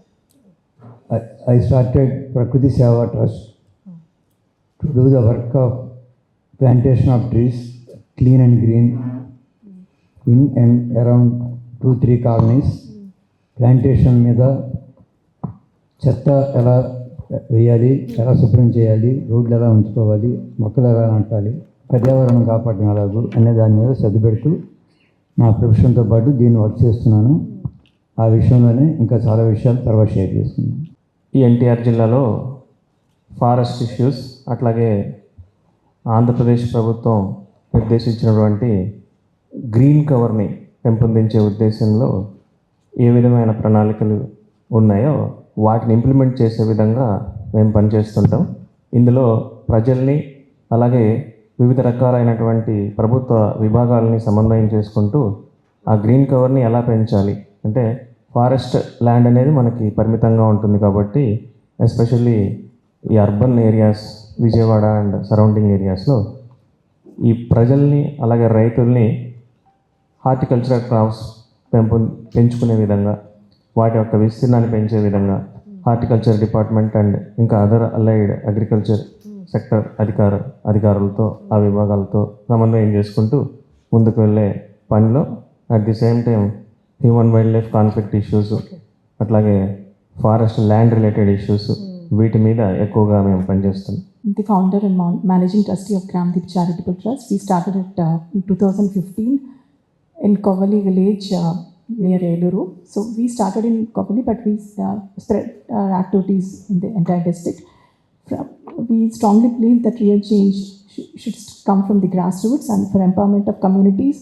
So from the beginning, our approach is to have collaborative approach. We involved all the existing local organizations, children, education institutions, government and non-governmental. So ours is a collective platform. So she is also part of a team, our executive committee member, Prabha You Kundana. do clearing of wetlands, and what kind of work do you do? Plantation and transformation of garbage hotspots, beautifying them, protection of wetlands, environmental education, awareness. Thank you Thank very you. much. అందరికీ నమస్కారం అండి. నా పేరు అపర్ణ. మాది Aparna jute creations అని jute manufacturing unit madam. 15 years అయింది start చేసి, with initiative like plastic avoid చేయాలని ఒక మంచి ఉద్దేశంతో. సో సార్ ఇందాక నల్లి సార్ చెప్పినట్టు ఒక క్లాత్ బ్యాగ్ 1000 బ్యాగులు పైగా ప్లాస్టిక్ని అవాయిడ్ చేయొచ్చు అనేది ఆయన చెప్పిన విధానాన్ని నాది కూడా సేమ్ సూత్రం. ఒక జూట్ బ్యాగ్ కనుక 2-3 సంవత్సరాలు వాడగలిగితే చాలా ప్లాస్టిక్ బ్యాగ్స్ అవాయిడ్ చేయొచ్చు అనేది. సో మేము ఒక్కళ్ళమే చేస్తూ అమ్మటమే కాకుండా మా ద్వారా ఒక 900 మంది మహిళలకి జూట్ బ్యాగ్స్ ట్రైనింగ్ ఇవ్వడం జరిగింది మేడం. అట్లానే ఒక 12 యూనిట్లు ఆల్రెడీ స్టార్ట్ అయినాయి. సో అంటే అందరూ జూట్ బ్యాగులు వాడటం స్టార్ట్ చేస్తే కనుక ప్లాస్టిక్ బ్యాగ్స్ వాడటం కొంచెం తగ్గించవచ్చు అని ఒక మంచి ఉద్దేశంతో ఈ ప్రోగ్రామ్ చేయడం. Thank you. And we are working with confederation of women entrepreneurs of India ma'am. So through that also we are training women, many women. సంపాదన స్టార్ట్ చేస్తే ఇల్లంతా బాగుపడుతుంది అనేది మా ఉద్దేశం. రీసెంట్గా we are just helping women with the millet based training అనమాట. Junk food avoid చేసి హెల్దీ ఫుడ్ అలవాటు చేయాలన్న ఒక మంచి కాన్సెప్ట్తో past 3 years we train more than 3000 women. And for their empowerment for income generating కూడా వీఆర్ హెల్పింగ్. అండ్ ఇందాక sir ఒకటి చెప్పారనమాట, చెత్త ఇంట్లో నుంచి బయట వేసేసి శుభ్రమైపోతుంది అనేది. నేను అనుకునేది 2 బాస్కెట్లు కాదు, 3 బాస్కెట్లు కాదు. అసలు ఆ బాస్కెట్లు ఎందుకు ఇచ్చారు, దానివల్ల ఉపయోగం ఏంటి అనేది ఒక ఎడ్యుకేషన్ అనేది జనాల్లోకి వెళ్తే కనుక డెఫినెట్గా దే ట్రై టు డూ. ఏదో 2 డబ్బాలు ఇచ్చారు చేస్తున్నారు అనుకుంటాం, కానీ అది నిజంగా ఎలా పనిచేస్తుంది, దాన్ని విడివిడిగా చేస్తే ఎలా ఉపయోగపడుతుంది అనేది చాలామందికి తెలియదు. తెలియక చేసే పొరపాటు ఇది. దీన్ని కనుక అవేర్నెస్ బాగా ఇస్తే కనుక ఆ తడి చెత్త అనేది చాలా బాగా ఉపయోగపడుతుంది అనేది జనాల మైండ్లోకి వెళ్తే కనుక I think it will be quite useful అనేసి నాకు అనిపిస్తుంది. Thank you very much. Thank you, Radhika garu. Good morning to all of you. And already my colleague Ajay Kumar is here. I'm associated with 2 non-profit organizations. One is HEAL, the other one is Crafts Council of Andhra Pradesh. ఇప్పుడు మీరు చెప్పినట్టుగానే మేము ఒక basis మైండ్లో పెట్టుకుని మాట్లాడతానండి ఎప్పుడైనా ఎవరితోటైనా. ఏంటంటే Amazon ఫారెస్ట్కి Sahara డెజర్ట్కి ఉన్న కనెక్షన్ ఏంటి? 10,000 మైల్స్లో ఉన్న అమెజాన్ ఫారెస్ట్ అంత గ్రీన్ కవర్తో ఎలా ఉంటుంది అంటే it is nothing but for Sahara desert నుంచి ట్రాన్స్పోర్ట్ అయిన శాండ్ వలన అన్నది ఎట్లా how we are all interconnected అట్లా. అందుకని క్రాఫ్ట్స్ కౌన్సిల్ ఆఫ్ ఆంధ్రప్రదేశ్లో ఒక ఎగ్జాంపుల్, మేము ఒక క్లస్టర్తో పనిచేసినప్పుడు వాళ్ళతోటి ఊరికే జస్ట్ వాళ్ళ స్టాండర్డ్ ఆఫ్ లివింగ్ అనే కాకుండా వాళ్ళతోటి కొంచెం ఎక్కువ ఇంటరాక్షన్ అవుతూ వాళ్ళతో కూడా కొంచెం వంటది చేస్తూ, అంటే పర్సనల్ హైజీను, తర్వాత ప్లాస్టిక్లో వెళ్ళి సాంబార్ కొనుక్కు రావటము లేదా ఇంకోటిది కాకుండా సింపుల్ ఫుడ్డే మేము వాళ్ళతోనే కలిసి తినటము, తర్వాత అక్కడ ప్లాంటేషన్ చేయటం, ఇట్లాంటివి జరుగుతాయి. థ్యాంక్ యూ అండి. Thank you, Jayashree garu. Thank you very much.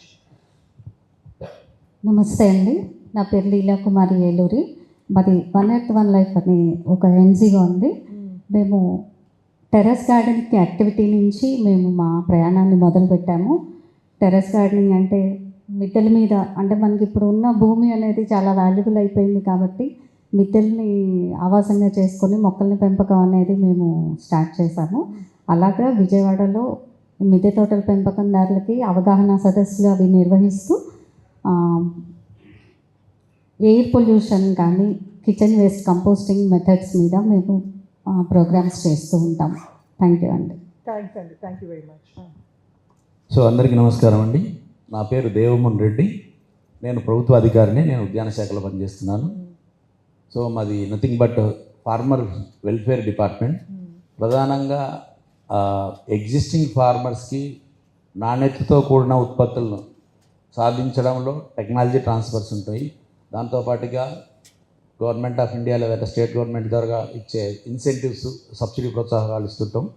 దాంతోపాటుగా అదనంగా అంటే క్రాప్ డైవర్సిఫికేషన్ ద్వారా కానీ లేకుంటే వేస్ట్ ల్యాండ్లను రెమ్యునరేటివ్ క్రాప్స్ని ఐడెంటిఫై చేసి సో రైతుకి లాభసాటిగా ఉండేటట్టు కొత్తగా ఏరియా ఎక్స్పెన్షన్ లాంటివి చేస్తుంటాం. ప్రధానంగా ఈ సంవత్సరం దాదాపు మేము 104,000 హెక్టార్లలో అదనంగా కొత్త సాగును తీసుకురావడం జరిగింది. అంటే పూర్తిగా కొత్త కాకుండా క్రాప్ డైవర్షన్ మేబీ అంటే లెస్ ఇన్కమ్ జనరేటింగ్ క్రాప్ నుంచి డైవర్సిఫికేషన్ చేయడం జరిగింది. సో దాంతోపాటుగా మాది నేషనల్ బ్యాంబూ మిషన్, తర్వాత అగ్రో ఫారెస్ట్కి మా department anchoring department. So horticulture department. Yes. So forest department వారి సహకారము మరియు రూరల్ డెవలప్మెంట్ వారి సహకారంతో సో కొత్తగా అంటే agro forest tree spaces identify చేసి సో నర్సరీస్లో శాప్లింగ్ రైజ్ చేస్తున్నాము. సో అవి భవిష్యత్తులో రైతుల పొలాల్లో సో ఆ శాప్లింగ్స్ అంటే ఫ్రీగా ఎన్ఆర్ఈజిఎస్ ద్వారా ఫ్రీగా డిస్ట్రిబ్యూట్ చేయబోతుంది. So that is our department. Thank you అండి. Thank you. వనాలను, వన్యప్రాణులను కాపాడాలని భారతదేశాన్ని ప్లాస్టిక్ ఫ్రీ భారతదేశంగా తీర్చిదిద్దాలనే లక్ష్యంతో పనిచేస్తున్నాను. ఎక్కడ చెట్లు నరికివేసినా నేను అడ్డుకునే ప్రయత్నం చేస్తాను. అడ్డుకొని సంబంధిత అధికారులకు ఫిర్యాదు చేస్తుంటాను. అంతేకాకుండా మట్టి గణపతులను వాడాలని అవేర్నెస్ కలిగిస్తుంటాను. నేను ఏ ఫంక్షన్కు వెళ్ళినా నా వంతు బాధ్యతగా స్టీల్ ప్లేట్ను, స్టీల్ గ్లాస్ను ఇలా ఈ విధంగా తీసుకొని వెళ్తుంటాను. Thank you. You live by example. Yes sir. అందరికీ నమస్కారం. నా పేరు Narendran. I'm an IFS officer working with the Andhra Pradesh Forest Department. I have specific experience in human-elephant conflict, human-animal conflict, ecotourism. Particular to life mission, I am the nodal officer presently for AP Forest Department. Thank you. Good afternoon, everyone. I am Balu Pulipaka, journalist by profession. I work for Deccan Chronicle in Hyderabad. I have been writing on environment, climate change and related issues, wildlife for the last 30-35 years. Thank you. Welcome. Firstly, good afternoon to one and all. This is D. Sai Charan Gupta. Here is a scholar from Nagarjuna University, and I am a founder of an organization named as a DSC Society, which is called Samrakshana Chaitanyam Society. While we had started this organization with the support of research scholars from various universities of Andhra Pradesh, our major focus was to make the plastic-free campuses, particularly the universities.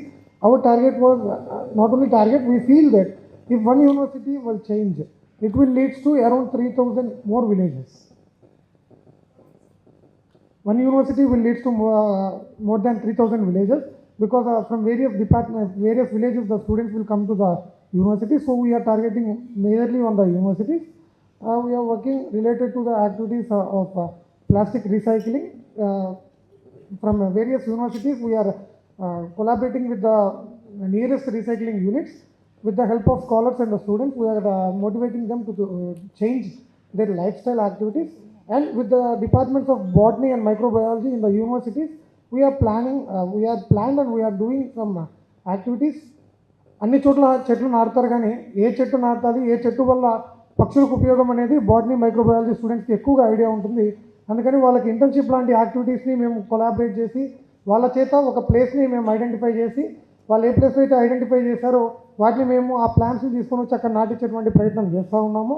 Our main focus ఇందాక మీకు చెప్పినట్టు మేము అనుకున్నటువంటి aim ఏంటంటే ఎప్పటికైనా గతంలో ఎట్లయితే మనం వెళ్ళేటప్పుడు హోటల్కి 2 గిన్నెలు తీసుకెళ్ళి ఒక గిన్నెలో ఇడ్లీ ఒక గిన్నెలో చట్నీ తెచ్చుకుంటామో మళ్ళీ ఆ బ్యాగ్కి వెళ్ళాలి. ఇప్పుడు ఏమవుతుందంటే స్టైల్గా నాట్ ఓన్లీ స్టైల్గానే కాదు, వెళ్తున్నాము ఒక పేపర్ తీసుకుంటున్నారు, పేపర్లో కవర్ వేస్తారు, కవర్లో ఇడ్లీ పెడతారు, మళ్ళీ కవర్ వేస్తారు, మళ్ళీ చట్నీ వేస్తారు, దీని మొత్తాన్ని ఇంకో కవర్లో పెట్టి పంపిస్తున్నారు. లాట్ ఆఫ్ ప్లాస్టిక్ అనేది యూజ్ చేస్తున్నాము. We need to go back to the back in days అనే ఆలోచనతో we started this organisation. Thank you for giving this opportunity. Good afternoon. This is Sanas. I'm a research scholar, Acharya Nagarjuna University. I'm a coordinator of DSA Society. Our mission is to awareness among the university students, and my teammate already said we work together, protect nature and protect future. That's all about. Good morning. My name is Murthy Kanti Mahanti, and I'm the founder of Eastern Ghats Wildlife Society. We work towards lesser known species conservation, human-wildlife conflict management, community outreach, and capacity building. Thank you.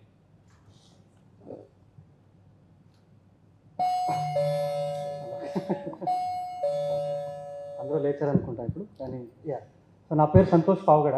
నేను habitats ట్రస్ట్ని represent చేస్తున్నా. నేను అక్కడ ఒక technology for conservation ప్రోగ్రామ్ని lead చేస్తాను. నా background అంటే నేను ఎంఏ ఇంజనీరు, తర్వాత వైల్డ్ లైఫ్ కన్జర్వేషన్లో మాస్టర్స్ చేశాను.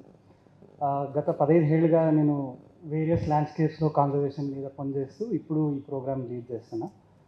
కొంచెం మా ఆర్గనైజేషన్ గురించి చెప్పాలంటే ద అప్రోచ్ మేమేం చూస్తున్నాం అంటే ఇప్పుడు దాదాపు 40 ఏళ్ళుగా కన్జర్వేషన్ వర్క్ స్టార్ట్ అయిందనమాట ఇండియాలో. 1972 బెంచ్ మార్క్ ఇయర్ అని పెట్టుకుంటే మనకి వైల్డ్ లైఫ్ ప్రొటెక్షన్ యాక్ట్ వచ్చిన తర్వాత ఇప్పుడు ఒక 50 ఏళ్లలో ఏం చేసాం, ఏదో అచీవ్ చేసాం అన్నది ఒక అండర్స్టాండింగ్ తీసుకుంటే చాలా వరకు మనం సర్ఫేస్ లెవెల్లో వర్క్ చేస్తామన్నమాట. అంటే ఇప్పుడు గాయం అయితే దాన్ని ఎలా ట్రీట్ చేయాలి, లేకపోతే ఒక జలుబు వస్తే ఎలా ట్రీట్ చేయాలని చూస్తున్నాం తప్పితే జలుబు రాకుండా ఎలా ఉండాలి అనేది చాలా వరకు వర్క్ చేయలేదన్నమాట. అంటే trying to heal the root causes than surface level symptoms. So దాన్ని హ్యాబిటాట్స్ ట్రస్ట్ చేయాలని ప్రయత్నం చేస్తుందన్నమాట. దాంతోపాటు ప్రైమరీ ఫోకస్ ఏంటంటే ఇప్పుడు మన గ్రూప్లో కూడా చూస్తే చాలామంది మనం చెట్లు నాటుతున్నాము, లేకపోతే కొంతవరకు ఈ లేక్స్ కానీ వాటర్ ఏరియాస్ని కానీ సెక్యూర్ చేయాలని ట్రై చేస్తున్నామని. కానీ దీన్ని మీరి అంటే మన బయోడైవర్సిటీ అని చూస్తే, లేకపోతే ఒక ల్యాండ్స్కేప్ అని చూస్తే చాలా వరకు ఎలిమెంట్స్ ఉంటాయి బియాండ్ జస్ట్ ద ట్రీస్ కదా. మన గడ్డివాములు కావండి, లేకపోతే తడి భూములు కానివ్వండి, లేకపోతే మరీన్ ఈకోసిస్టమ్స్ కానీ, వీటి గురించి కూడా ఫోకస్ చాలా తక్కువ ఉందన్నమాట. సో హ్యాబిటాట్స్ స్టార్ట్ చేసినప్పటి నుంచి మనం ఇట్లా లెసర్ నోన్ ఈకోసిస్టమ్స్ కానీ స్పీసీస్ కానీ వీటి గురించి వర్క్ చేయాలన్నది కీ ఇంటెన్షన్ అనమాట. సో దాంతోపాటు మా మిషన్ ఏంటంటే జనాలు దేశం అభివృద్ధి కావాలి ఖచ్చితంగా, దాంతోపాటు వైల్డ్ లైఫ్ కానివ్వండి, లేకపోతే న్యాచురల్ ల్యాండ్స్కేప్స్ కానివ్వండి, వాటిని ఎలా సెక్యూర్ చేస్తాం, వాటితో పాటు ఎలా అభివృద్ధి చేయొచ్చు అన్నది మన ప్రయత్నం అన్నమాట. సో దాంతో with that intention this conference is about. మన సురేష్ గారు చెప్పినట్టు అదే మనమందరూ ఇన్వాల్వ్ కావాలి, దాంతోపాటు ఎలా ఇన్వాల్వ్ కావాలన్నది కూడా కీ ఇంపార్టెంట్ టాపిక్ అనమాట. So looking forward for the conversation. There's more plastic than sand. Actually, sand was invisible, sand and water. It took us, what started as runs and walks became walk lanes and run lanes. And usually at the peak of the activity, we could mobilize about 1,000 people on certain Sundays. And they would have, there's a rough estimate. It is only a guesstimate. It is not, nobody has actually weighed it. But they would have easily taken hundreds or thousands of tons of the river. Practically, there's no point in, we are just moving garbage from point A to point B. It doesn't mean anything for the planet. What ultimately happens, there's no civic authorities anywhere here, but there was a municipal authority, they would acknowledge. The common practice is they burn it. People ask us, wherever I go to lecture or talk about it, you have taken hundreds of tons, thousands of tons of plastic or rubbish from it. What did you do with it? They said, it's right in your lungs, thanks to the municipalities. I'm sorry, I had to let's face the truth, as one of the officials said that, advisory officials said that. It is in your lungs. And no wonder it is not a coincidence that the lung cancer in this belt is jumped from to 3,000%. It is self-inflicted, and we are just looking the other way. ఇప్పుడు మీరు వస్తుంటే if you look anywhere, you'll quietly find in the back street. They don't do in the main street. It's very common. What we did was two things. We not only cleared, but we are also encouraged them to transport, not to use the drinking, the only perennial source for 3 cities, now 4 cities, Amravati has come. There was no Amravati when we started. Amravati is a new factor into the whole thing, and I'm glad somebody is adding to it. ఇన్ని వేల టన్నుల్ని దీన్ని తీసేసిన తర్వాత ఏం జరిగింది? First we started seeing birds on the river for the first time. Yes, that is it. Then the immediate, in the matter, I'm talking about matter of years, we just didn't just clean up. We didn't know, we realized the point that there was no point in taking point A to, moving garbage from A to B. What we did was, we actually scientifically counted those garbage pieces. What does the city dump into the river is the title of the paper we wrote almost 10 years ago. And it's published some obscure journal. But the point is, the Prime Minister's office picked it up. And they asked, what is your count? When the conclusion was that every village or every town or ward has a heap or a hillock of garbage in every town. The collector who worked with us, Mr. Imtiaz, took me around to several cities, not cities, Mofsil towns, where we saw the point was, most of the garbage, from the analysis, we correlated and collated that data into saying, if only you ban single-use plastic, you take 78% of it of the volume of garbage, single-use plastic, and we already started it. I appreciate what you did just now. Most government, not even government functions do that, sir. I'm sorry to point that out. So the next point that happens is cleaning that up. In fact, before the ban in 2022, am I correct, sir? Correct me if I'm wrong. Before the national law to ban single-use plastic came into existence, the PMO took that paper into consideration, interacted with us directly. The Undersecretary was in conversation with us, seeing to confirm the data is accurate. Yes, we counted nearly 1 lakh pieces on the river. We didn't just count, we did a garbage analysis and collated data and published it. The second point is, when I say point A to point B, I didn't say just like that. Point A is seasonal dumping. In fact, let me be frank and put it bluntly here. Point A is, what is the first season that comes is Ayyappa season. Every year after the Ayyappa season ends, we have 10 tons of clothes dumped into the black clothes into the river. ఆ బట్టలన్నీ అలా పడి ఉంటే చూస్తూ ఉండలేక. And what is clothes is no longer cotton, what we wear. It is all rayon, synthetic polymers. And what do? There's the only reservoir of water we have, and that's all dumped it. And we actually, in the last 14 years we have been working on the river, the water quality, including the E. coli count and water, including the biological oxygen demand, has gone down by 200%. And very soon, that river which you have will be only a sewage canal, not Suez Canal, sewage canal. You'll end up with a river. We are going to lose that water, and it won't even fit for irrigation. Forget it. Gujarat, they don't have water for irrigation at all. It is not fit for drinking. Forget the drinking part, even for irrigation it is useless. The second, there is a significant decline. The third point is, to remove those clothes, you try giving it a government contract, you'll realize how expensive. Simple walkers and runners, we had to teach them swimming to get those clothes out. And they became expert swimmers, diving in and taking out them. They became such good swimmers, some of them became national level competitors. The second point, the third point is the fish.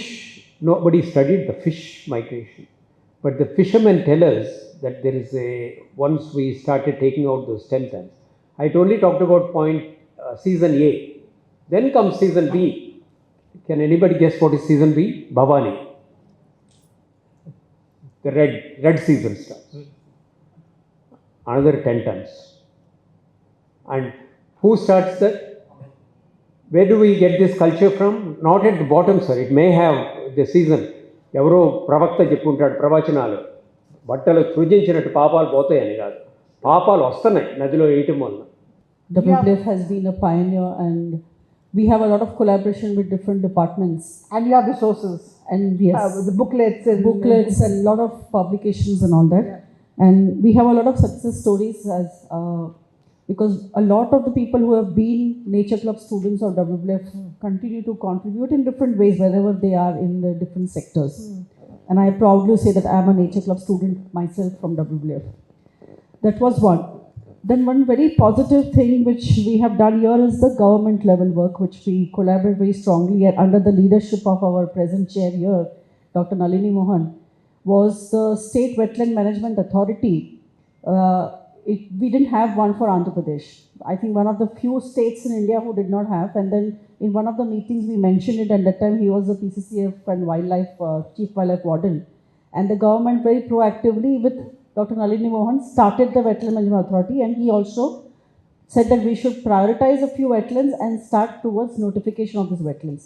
And that work we did at the ground level in association with the different districts and the circles of the Forest Department.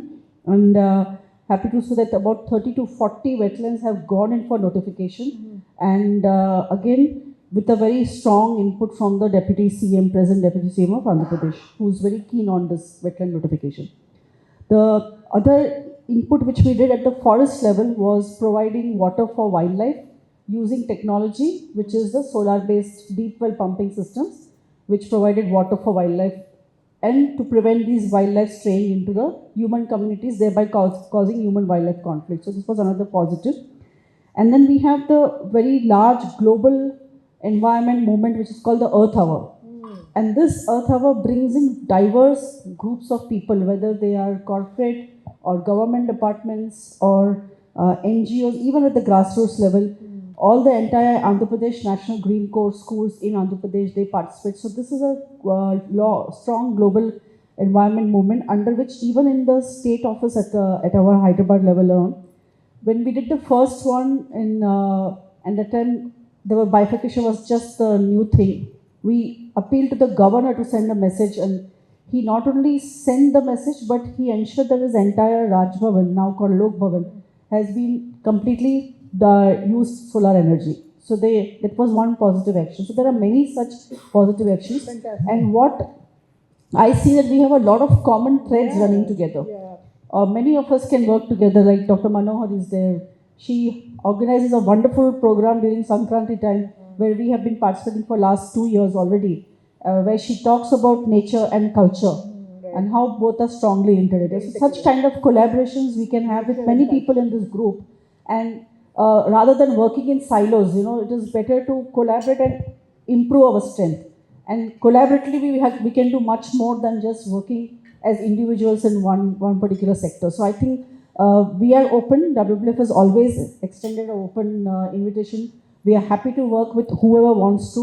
We come down to that area and work. So there's a lot of that positive thing that can happen over here. And with long-standing, long-term programs and all, and strong collaborative network with the government, not only Andhra Pradesh, with Telangana also, and other states. At this juncture, I would like to say that, Earth Day, World Earth Day is celebrated every year, April 22nd.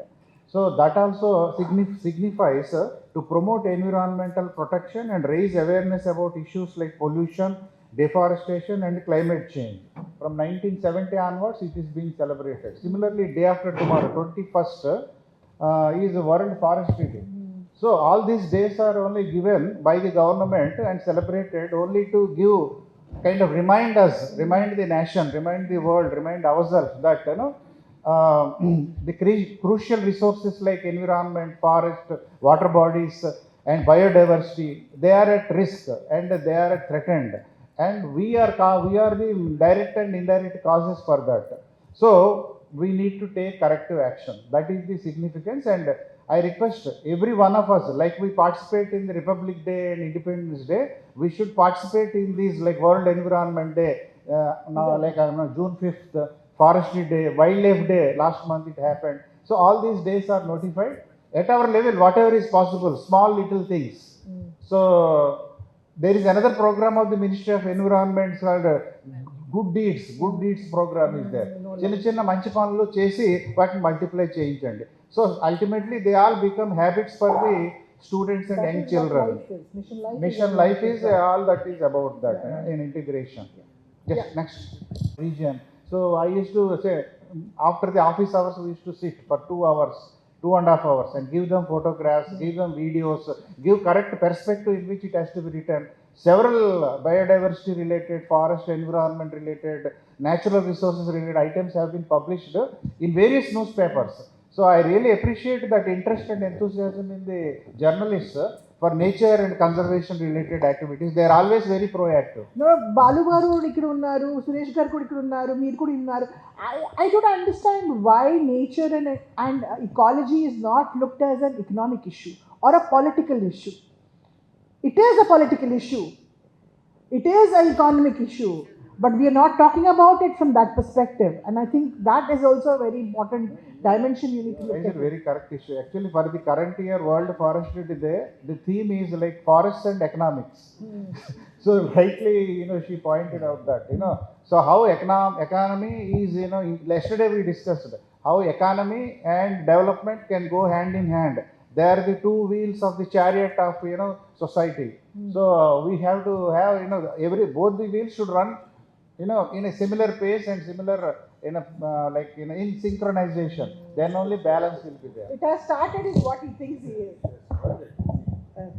అందరికీ నమస్కారం అండి. నా పేరు అంకారావు. నేను నా చిన్నతనం నుంచే full టైంగా ఇప్పటిదాకా నాకు ఏ వృత్తి వ్యాపారం లేదు.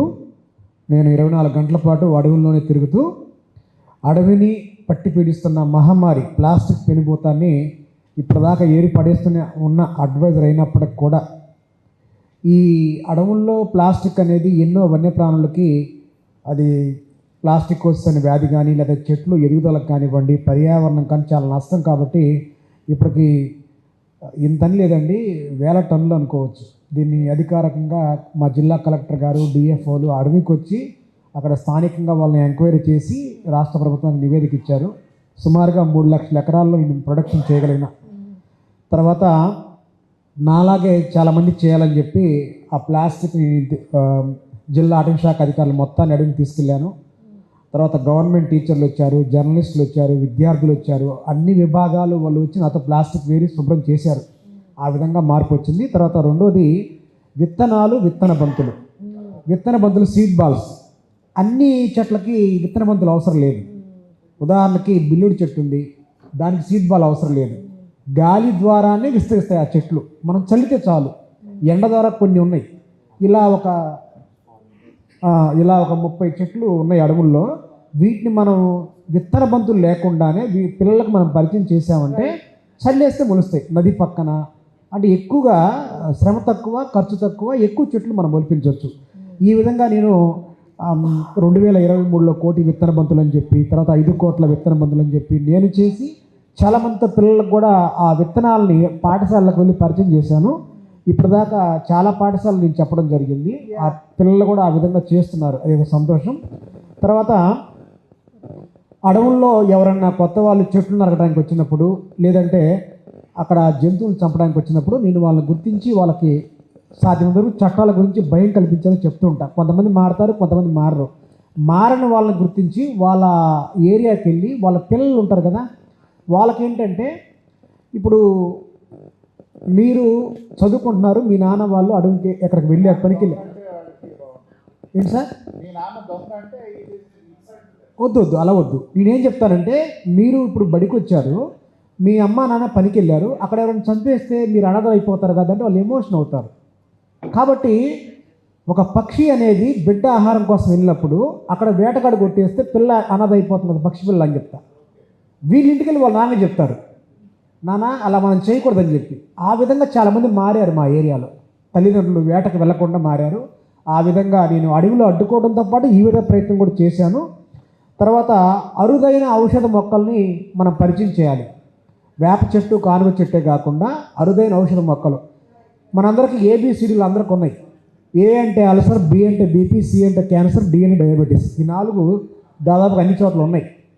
కాబట్టి ఈ ABCDలే కాకుండా జెడ్ దాకా అన్ని రోగాలే ఉన్నాయి. కాబట్టి మన ఇంటి చుట్టుపక్కల ఒక 20 చెట్లు వేసుకుంటే మీరు సంపూర్ణ ఆరోగ్యవంతులుగా ఉంటారు.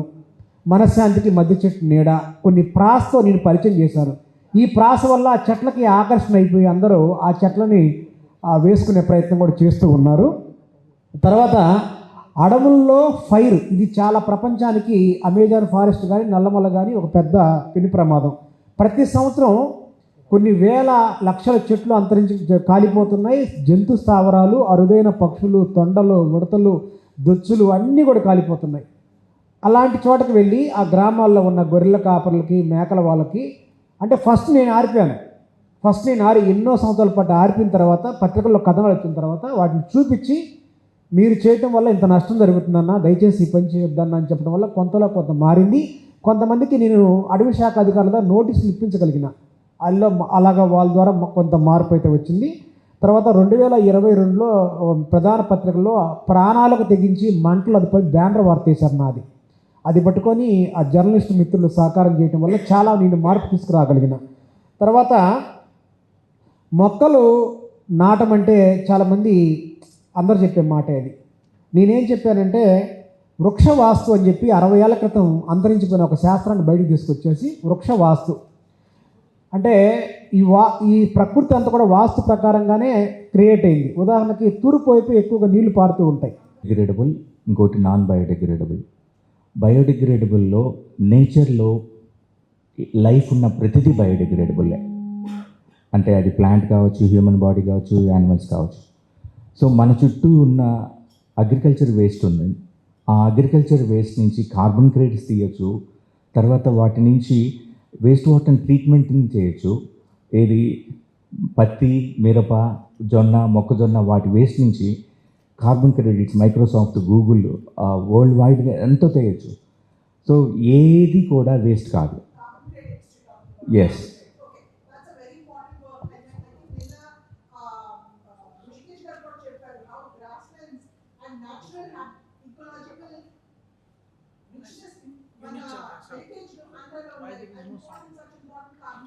Carbon sinks they are. దాని గురించి కూడా మనం మాట్లాడతలేదు. 5 lakhs హెక్టార్స్లో ఆంధ్రప్రదేశ్లో మెయిజ్ కల్టివేట్ చేస్తారు. సో ఈచ్ కార్బన్ క్రెడిట్స్ ఎన్ని వస్తుంటే ప్రతి ఈ సంవత్సరం ఇట్లాంటి కనుక తీస్తే ఇండియాకి వచ్చే ఇన్కమ్ టోటల్ వైజ్గా 24,000 crores కార్బన్ క్రెడిట్స్ మీద. ఒక ఫార్మర్కి ఒక ఎకరానికి 6,000 rupees బెనిఫిట్ వస్తుంది carbon credits. Plus at the same time biochar, fertility of the soil increase అవుతుంది. ఇదంతా అవేర్నెస్ ప్రోగ్రామ్ అందరికీ తెలుసు, కానీ ఎవరు ఆచరణలో ఎవరు పెట్టట్లేదు.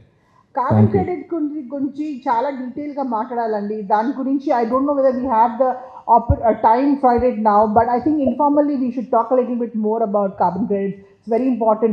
Madhusudan Ragar, yes. I said I'll break the line, but I will break it now that we are going in the line. Please go ahead. మనకు ఇప్పుడు అవుట్ సైడ్ టెంపరేచర్ 33 degrees ఉందండి, but it feel like 34. In summer 42 degrees ఉన్నప్పుడు 49 degrees in this part of Andhra. That is so much of a temperature, actual temperature feel like 49 degrees as against a normal temperature of 40 degrees. And what causes this one is there are two things. One is our worry pension only. All water will evaporate and create that kind of humidity that causes one. And next one is methane from the dung. Andhra Pradesh has 4.6 crores of cattle, and it gives a dung of every day. It gives buffalo అయితే గేదె అయితేనో 10 ఇస్తుంది, ఆవు అయితే 5. ఇదే కనుక వేసుకుంటే average 5 వేసుకున్నా కూడా 46,000 బయోగ్యాస్ ప్లాంట్కి ఈక్వలెంట్ మెన్యూర్ ఉంది. నేను అనేది ఏంటంటే గవర్నమెంటే కనుక కన్సిడర్ చేసి ఎవరన్నా కానీ తీసుకెళ్ళగలిగితే 10 lakh plants కనుక కడితే it cost 4,500 crores. And there is a government of India subsidy for this. And one of the highest carbon credits is only for biogas plant. But recently they changed. One of my friends was ready to give 20,000 subsidy. He brought it down to 5,000 because of the change in the policy of the carbon credits. And it generates, if it is a 10 lakh plants, I can cut it,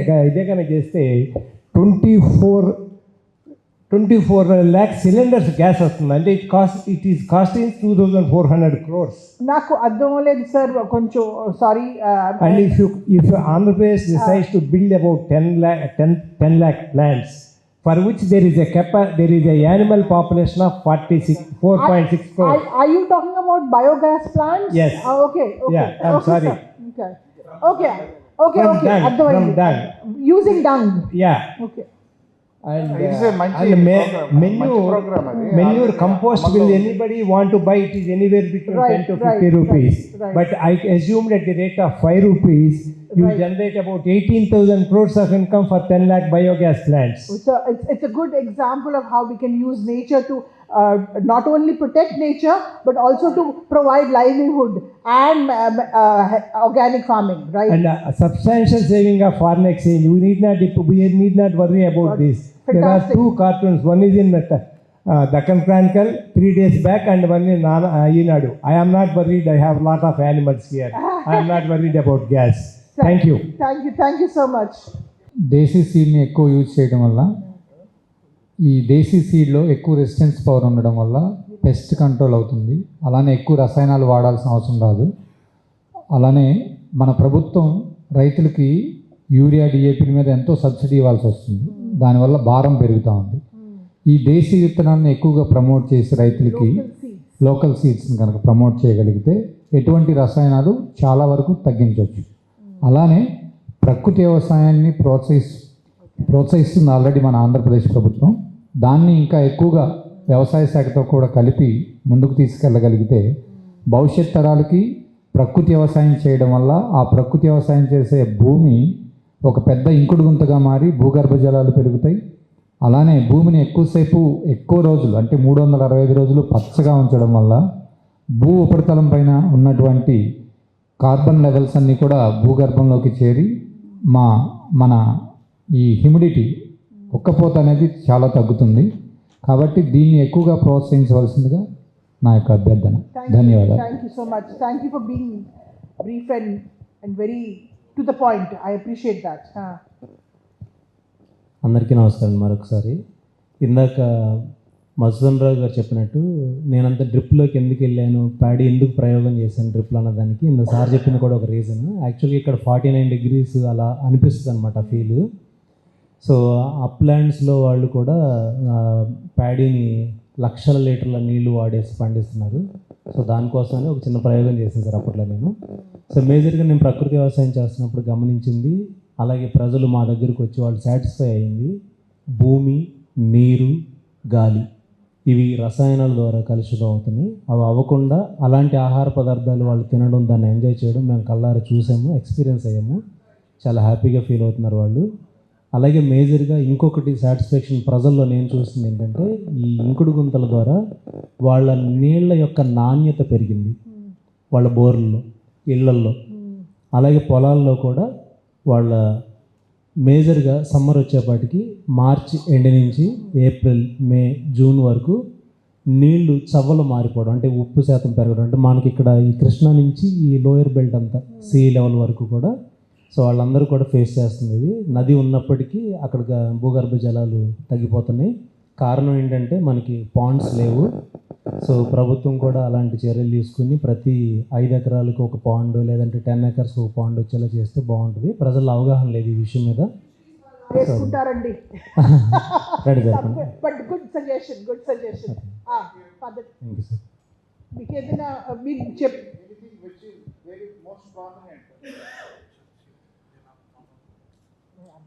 అందరికీ నమస్కారం. మీ అన్నిటికంటే ప్రధానమైనటువంటి లాభం ఏమొచ్చింది పర్యావరణ పరంగా? Sir పర్యావరణ పరంగా నేను వాటర్ క్లీనింగ్ ట్రీట్మెంట్ పైన మాట్లాడుతున్నాను. అదే చేస్తున్నాను మెయిన్. ఎందుకంటే ఆక్వాటిక్ బయోడైవర్సిటీ ఎలా బాగుంటుందో దాంట్లో ఆక్వాటిక్ యానిమల్స్ కానీ బర్డ్స్ అన్నీ అవి బాగుండాలి మెయిన్. ఇంతకుముందు 50 సంవత్సరాల క్రితము చాలా బాగున్నాయని నేను చేసే ప్రతి గ్రామంలో చెప్తున్నారు వాటర్ అంతా. ఇప్పుడు రకరకాల చెత్త చెదారం, గుడ్డలు, మూటలు అన్ని బట్టలన్నీ తీసుకుపోయి చుట్టూ వేయడము వాటర్ అంతా. దానివల్ల చాలా బర్డ్స్, యానిమల్స్, తర్వాత కాలువలకు, కెనాల్కి అడ్డంకుగా మారిపోయి ఈ గార్బేజీ ఒకటి, తర్వాత డ్రైనేజ్ వాటర్ కూడా నేరుగా కాలువలోకి, చెరువులకి వెళ్ళడం. ఈ రెండు కూడా స్టాప్ చేస్తే డ్రైనేజ్ వాటర్ వెళ్ళకుండా, అంటే మున్సిపల్ ఏరియాలలో మాది ఆలగడ్డ, దాంట్లో లేకుండా చేస్తే మెయిన్ అక్కడ ఉండే ఆక్వాటిక్ బర్డ్స్ హ్యాబిటేషన్ మంచిగా ఉంటుంది. బర్డ్స్ ఎక్కడైతే బాగుంటాయో, వాటర్ ఎక్కడ బాగుంటాయి అక్కడ యానిమల్స్ బాగుంటాయి. యానిమల్స్ అన్ని దానిలో కూడా మనకు వాటర్ క్లీనింగ్ ఉండాలి, హెల్త్ కార్డ్ మెయింటైన్ చేయాలి. దానికి ఆ గ్రామంలో గ్రామస్తులు కానీ, అధికారులు, multimedia, electronic media, print media అందరూ సహకరించాలి. ఒక వాటర్ బాడీ 100 ఎకరాలు ఉంది ప్రతి గ్రామంలో.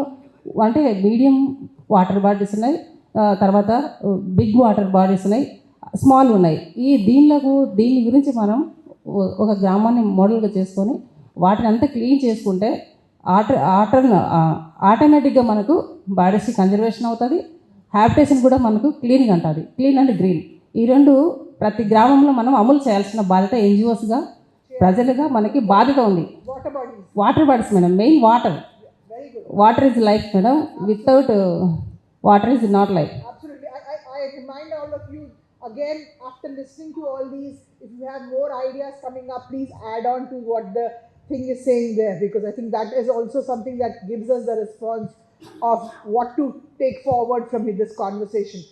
Anybody else from that side have to say something? Ma'am, you did not introduce yourself also. She was not there earlier in the morning. అందరికీ నమస్కారం. నా పేరు హిమశైలజ. నేను డిస్ట్రిక్ట్ ఫారెస్ట్ ఆఫీసర్ గుంటూరుగా వర్క్ చేస్తున్నాను. మాకు 2 నగరవనంలు ఉన్నాయి గుంటూరు జిల్లాలో. ఒకటి ముఖ్యంగా మంగళగిరిలో నగరవనం అనేది ఉంది. అది ఫారెస్ట్లోనే ప్రజలకు అందుబాటులో అర్బన్ ఫారెస్ట్గా డెవలప్ చేస్తున్నాము. ఇక్కడ ముఖ్యంగా నేను చేసింది ఏంటంటే, అక్కడ మనకి రెగ్యులర్గా ఎలక్ట్రిసిటీ బిల్స్ అనేది బర్డన్గా ఉండింది. అదే కాకుండా సోలార్ ఎనర్జీని ఉపయోగించుకోవాలనే ఉద్దేశంతో సోలార్ ప్యానల్స్ అనేవి పెట్టాము. మనకి ఏంటంటే 8 kV ఎలక్ట్రిసిటీ అనేది జనరేట్ చేయగలుగుతున్నాం. దాన్ని నెక్స్ట్ గ్రిడ్కి కూడా ఎక్స్ట్రా వచ్చిందని గ్రిడ్ కూడా పంపించేదానికి ప్లాన్ చేస్తున్నాం మేము యూజ్ చేసేదానికి. ఇది ఆల్రెడీ ఇంప్లిమెంట్ చేశాము. తర్వాత మనకు తెలిసిందే పబ్లిక్ ప్లేసెస్లో ఎక్కువ ప్లాస్టిక్స్ అవన్నీ కూడా ఎక్కువ వస్తూ ఉంటాయి. అక్కడ లోకల్ మున్సిపల్ కమిషనర్ వాళ్ళ అథారిటీస్తో మేము టైఅప్ అయ్యాము. అవి ఎక్కువ అవేర్నెస్ ప్రోగ్రామ్స్ చేయటము. తర్వాత ఏంటంటే అక్కడ సుమారుగా ఏంటంటే ఒక ట్రక్ దాకా కలెక్ట్ అవుతూ ఉంటుంది అనమాట ప్లాస్టిక్స్ అన్నీ కూడా. మేము ఏంటంటే అవన్నీ సెగ్రిగేట్ చేయించి రీసైక్లింగ్ చేసేదానికి అన్నీ కూడా చేస్తున్నాము. అది కూడా ఇంప్లిమెంట్ చేస్తున్నాము. ఇంకా ఇందాక సార్ ఒకసారి చెప్పినట్టు బయోచార్ యూనిట్ కూడా మేము ఆల్రెడీ ఆర్డర్ చేసాము. అది కూడా మేము అక్కడ పెడతాం. ఎందుకంటే లాట్ ఆఫ్ ఇవి పిగ్స్ ఇప్పుడు ఆకలి రాలే కాలం అవన్నీ వస్తున్నాయి కదా, దాన్ని కూడా మళ్ళీ బయోచార్ యూనిట్తో రీసైకిల్ చేయాలని చెప్పి ప్లాన్ చేస్తున్నాం. It's good to see dynamic DFOs like you. I hope this forum will give you opportunities to collaborate further. ఇట్లాంటి ఇండివిజువల్స్ అండ్ ఇనిషియేటివ్స్ చేస్తారు. అజయ్ గారు హీల్ నుంచి ఏదైనా మాట్లాడతారా sir? Because I want Mr. Sundar here to speak. At Heel, we consume lot of milk and lot of oil. ఎక్కువ ఇదివరకు plastics అంత litre వీటిలో వచ్చేవి. వాటిని తగ్గించి క్యానుల్లో ఇప్పుడు చేయమని, అంటే how to minimise the use of plastic అన్నదే ధ్యేయంగా పెట్టుకున్నాం. అలాగే 75 acres ఉంది అక్కడ. How to plant as many trees as possible and keep the environment clean. And I was looking at this question and one thing struck my mind, and that is how we handle e-waste. E-waste. And in our state, like many other states, it is state driven. Yeah. I am Sundar, additional PCC of IT and admin in the AP Forest Department. I am looking after the subjects of IT and GIS in the state. And I had worked in the IT department also earlier. So that is where I got all this exposure to how we actually handle e-waste. To handle something as intractable as e-waste, economic incentives has to align.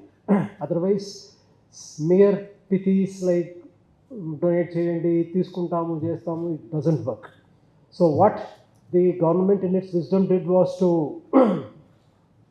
appoint an agency, that is AP Technology Services, for this task.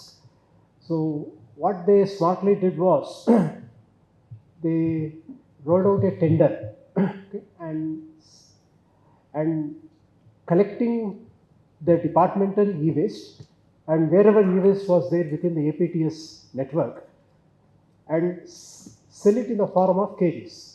అంటే ఒక laptop 2 kgs అంటే 1 kgకి ఇంత అని గవర్నమెంట్కి ఇచ్చేది. And that a part of it was kept by the APTS as user charges and the rest was given to the government for treasury.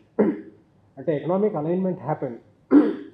Lot of e-waste in the form of computers, laptops, mobile phones, everything, whatever was within the government departmental kitty vachi APTS lo padindi.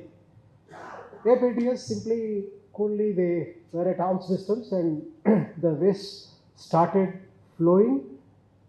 The revenues came to the government, user charges came to APTS and everything was quite satisfactory. I'm coming to that. After this, once we started analyzing how is the private firm actually disposing of this e-waste, that is where the cookie crumbled. In the sense, what they blindly did was they took all the laptops, plastics, everything, and they burnt it. The incentive was to milk away the gold, to milk away the cadmium, and to milk away the silver. And this, it has a huge market on its own.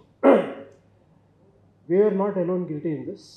All states, including the MOEFF, did it the same way. In fact, APTS took a leaf from Government of India and other promising state governments to do this. Idilo, it was not just the plastic fumes. That is only a small part of the story. But further analysis also told that there is something called this brominated flame retardants, which are carcinogenic. This became a big issue in 2017 when we brought this to the notice through some papers, when we brought this to the notice of MOEFF, then there was a lot of studies done on this. In fact, a huge vertical was organized and presented in the IceGov series which happened in Delhi. IceGov is the United Nations Universities and the International Telecommunication Unions Conference. I was also a part of it, and though my paper was not directly on this. But then several initiatives were taken. Government lo kuda, as sir was just mentioning, Environmental Waste Management Corporation was set up. They were looking at it from a different issue.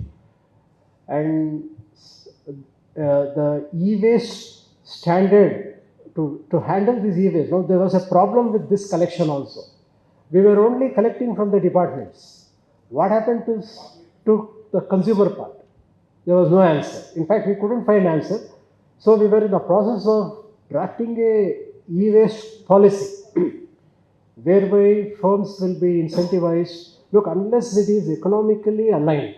Somebody yesterday was talking about pollution-based principle, that is Picot's tax. Economists already simultaneously thought of subsidies also. Instead of taxing, you give them a gift, not to pollute. That also didn't work. So this e-waste policy is now in the making. We are partnering, and Forest Department, though not directly, we are a part of this, we are aware of this issue. And through the Pollution Control Board, which is doing its bit for the circular economy, and several other agencies like AP Environmental Management Corporation, we are trying to come out with a comprehensive e-waste policy which looks at all these issues and tries to address it through an economic framework. No amount of shouting no amount of protest is going to work, because there is one fundamental human nature involved. Our generation, we are going to consume and enjoy. We are not bothered with what happens to the next generation. All of us sitting here also, in one way or the other, we are guilty of this. So to handle that aspect also, we are coming out, as I am again repeating, we are coming out with a e-waste policy, and hopefully when it comes out for discussion, all these thorny issues will be one way or the other addressed. Thank you. Make a quick point, because as a corollary, we need to correct something. While you are still busy making a policy, in ground reality, in practically e-waste from chargers, telephones, televisions, any electronic waste, there are private collectors who actually carefully source those precious metals without burning. They are doing it right now. The ground reality is that it is not. Government may be burning, that is a different story. It's a shame on them. But there are private contractors who actually do it. They're beautifully well. Please study the market. You will get a true picture. People has accountability to not dump waste, like other states and other countries. Wherever we go, we feel responsibility because we'll get punishment or fined or whatever it is. That thing we start implementing like everywhere. People sees they're dumping waste, they're using more plastic and all. That will be helpful, I think. That's what my observation, instead of telling no use, don't use and all. We can't stop using because the manufacturing is there, you have to use it. Somebody's manufacturing, somebody has to buy it. So we are using it. That stop using it, take a main punishment kind, main what I can say is not a punishment kind, fine. If you go to Singapore, if you drop anything, there is a fine. Like that, in small places also, start from villages, start from every place, you start finding, people will be little more aware of it and they'll start little bit control at least, I feel.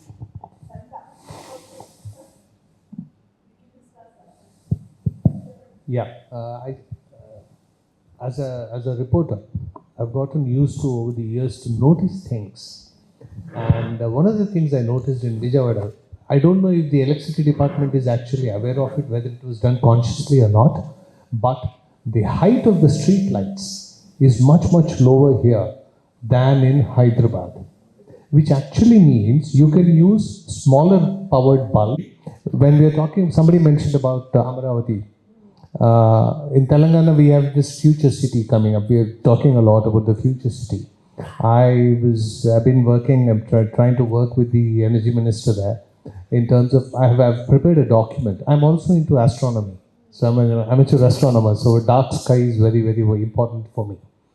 So I prepared a document. I'll share it with you on any new areas where we go, where any new development. It's just targeted lighting. Targeted lighting will result in far less infrastructure costs, far less running costs. Up to 30% of total investments and running costs can be saved. And this is the kind of a language a politician will understand. I'll share the document with you. Just wanted to point out what I noticed. And I don't know if the Vijayawada Electricity, the AP Transco or the distribution companies are even aware of they're doing it. Thank you. It also helps, preventing repeated cutting of the tree branches also. Because the height is it's not always big things, it's always small things also that make so much of a difference. I want to go to Manori Garu because, oh no, this gentleman was waiting. I'm sorry, I didn't get. I'll come to you, Manori Garu, after this. Yes. అంటే ప్రతి మనిషికి జీవించే హక్కు ఉంది. దాంట్లో భాగంగా ఈ water bottles అనేది అన్నీ కూడా ప్లాస్టిక్ బాటిళ్ళలో వస్తున్నాయి. అంటే ఎవరికి సాధ్యమైనంత మేరలో వాళ్ళందరూ కూడా ప్రయత్నం చేస్తే ఏమవుతుందంటే ప్లాస్టిక్ ఫ్రీ చేయడానికి ఎక్కువగా అవకాశం ఉంటుంది అనేది నా ఆలోచన. దాంతోపాటుగా ఇప్పుడు మనం ఎక్కువగా అడవులు కానీ నగరం కానీ విధ్వంసం జరుగుతుందంటే సింగిల్ యూజ్ ప్లాస్టిక్ వల్ల. కాబట్టి ఈ సింగిల్ యూజ్ ప్లాస్టిక్ను ఎవరు ఎక్కువగా తీస్తున్నారంటే ఇప్పుడు అంకారావు సార్ ఒక్కరు చేస్తున్నారు కావచ్చు ఇక్కడ మనకు తెలిసిన వాళ్ళలో. ఇట్లా కొంతమంది ఉన్నారు. ర్యాక్ పిక్కర్స్ అయితే చాలా ఎక్కువ మంది ఉంటారు. వాళ్ళకి కొంత గౌరవ వేతనం, వాళ్ళు ఎట్లాగో చేస్తున్నారు, వారికి కొంత గౌరవ వేతనం ఇచ్చి మన వంతుగా వాళ్ళని ఎంకరేజ్ చేసినట్టు ఉంటుంది. దీంట్లో యువతను కూడా భాగస్వామ్యులు చేస్తే బాగుంటుంది అనేది నా యొక్క ముఖ్య ఉద్దేశం. అంతేకాకుండా లాస్ట్ 1 పాయింట్ మేడం, ఈ మొక్కలు అనేది మనం వేల సంఖ్యలో పెట్టడం కాదు, అది అంటే లెక్కలను గణాంకంలోకి తీసుకోకుండా, అంటే ఒక పెద్ద చెట్టును కొట్టేస్తున్నారు ఎక్కడ పడితే, నగరాల్లో కావచ్చు అడవుల్లో కావచ్చు. అంటే 1000 మొక్కలు పెట్టడం కన్నా ఒక్క చెట్టును కాపాడడం మిన్న అనేది నా యొక్క ముఖ్య ఉద్దేశం. దీంట్లో కూడా భాగస్వామ్యం కావాలని, ప్లాస్టిక్ను అంతం చేయాలంటే అరటి మొక్క, అంటే ఇంటింటికి అరటి మొక్క ఉండడం, మోదుగ మొక్కలను పెట్టాలనేది నా యొక్క ముఖ్య ఉద్దేశం. Immediately after the single-use plastic ban, we collaborated with the Office of the Municipal Commissioner Eluru, and we had MOU with important education institutions and also stakeholders in the city. So that time we introduced this metal cage, open metal cages, like 4 feet height and 6 feet length and all. So these education institutions, like we have some friends from universities also. So we tried preventing them from reaching the dump yards and roadsides at the source stage itself. So in the colleges, like near canteens, hostels and non-strategic locations involving the management itself, we made them to set up these cages. And even last week I was happy to see them in function. So at the source itself, they were segregating this plastic and they're sending directly to the wholesale market. So that was one thing. And using colleges, we also reached the parents. And whatever awareness posters or other initiatives which we took, like kitchen gardens and all, the commissioner and our organization together, we use the institutions as one central point to reach the community also through students. So what I have learned from what Mr. Sundar has mentioned is that we need to see the whole life cycle thing. Where is it being generated to where is it being ended? I think equally is important, because if it is not done responsibly, then it can create more damage also. No? So that's also an issue that we need to actually talk about and think about. Yeah. So to make community powerful partners Absolutely, in conservation. absolutely. I agree with you on that. No, Yes. I just want I'll to stop add it. that plastic waste removal.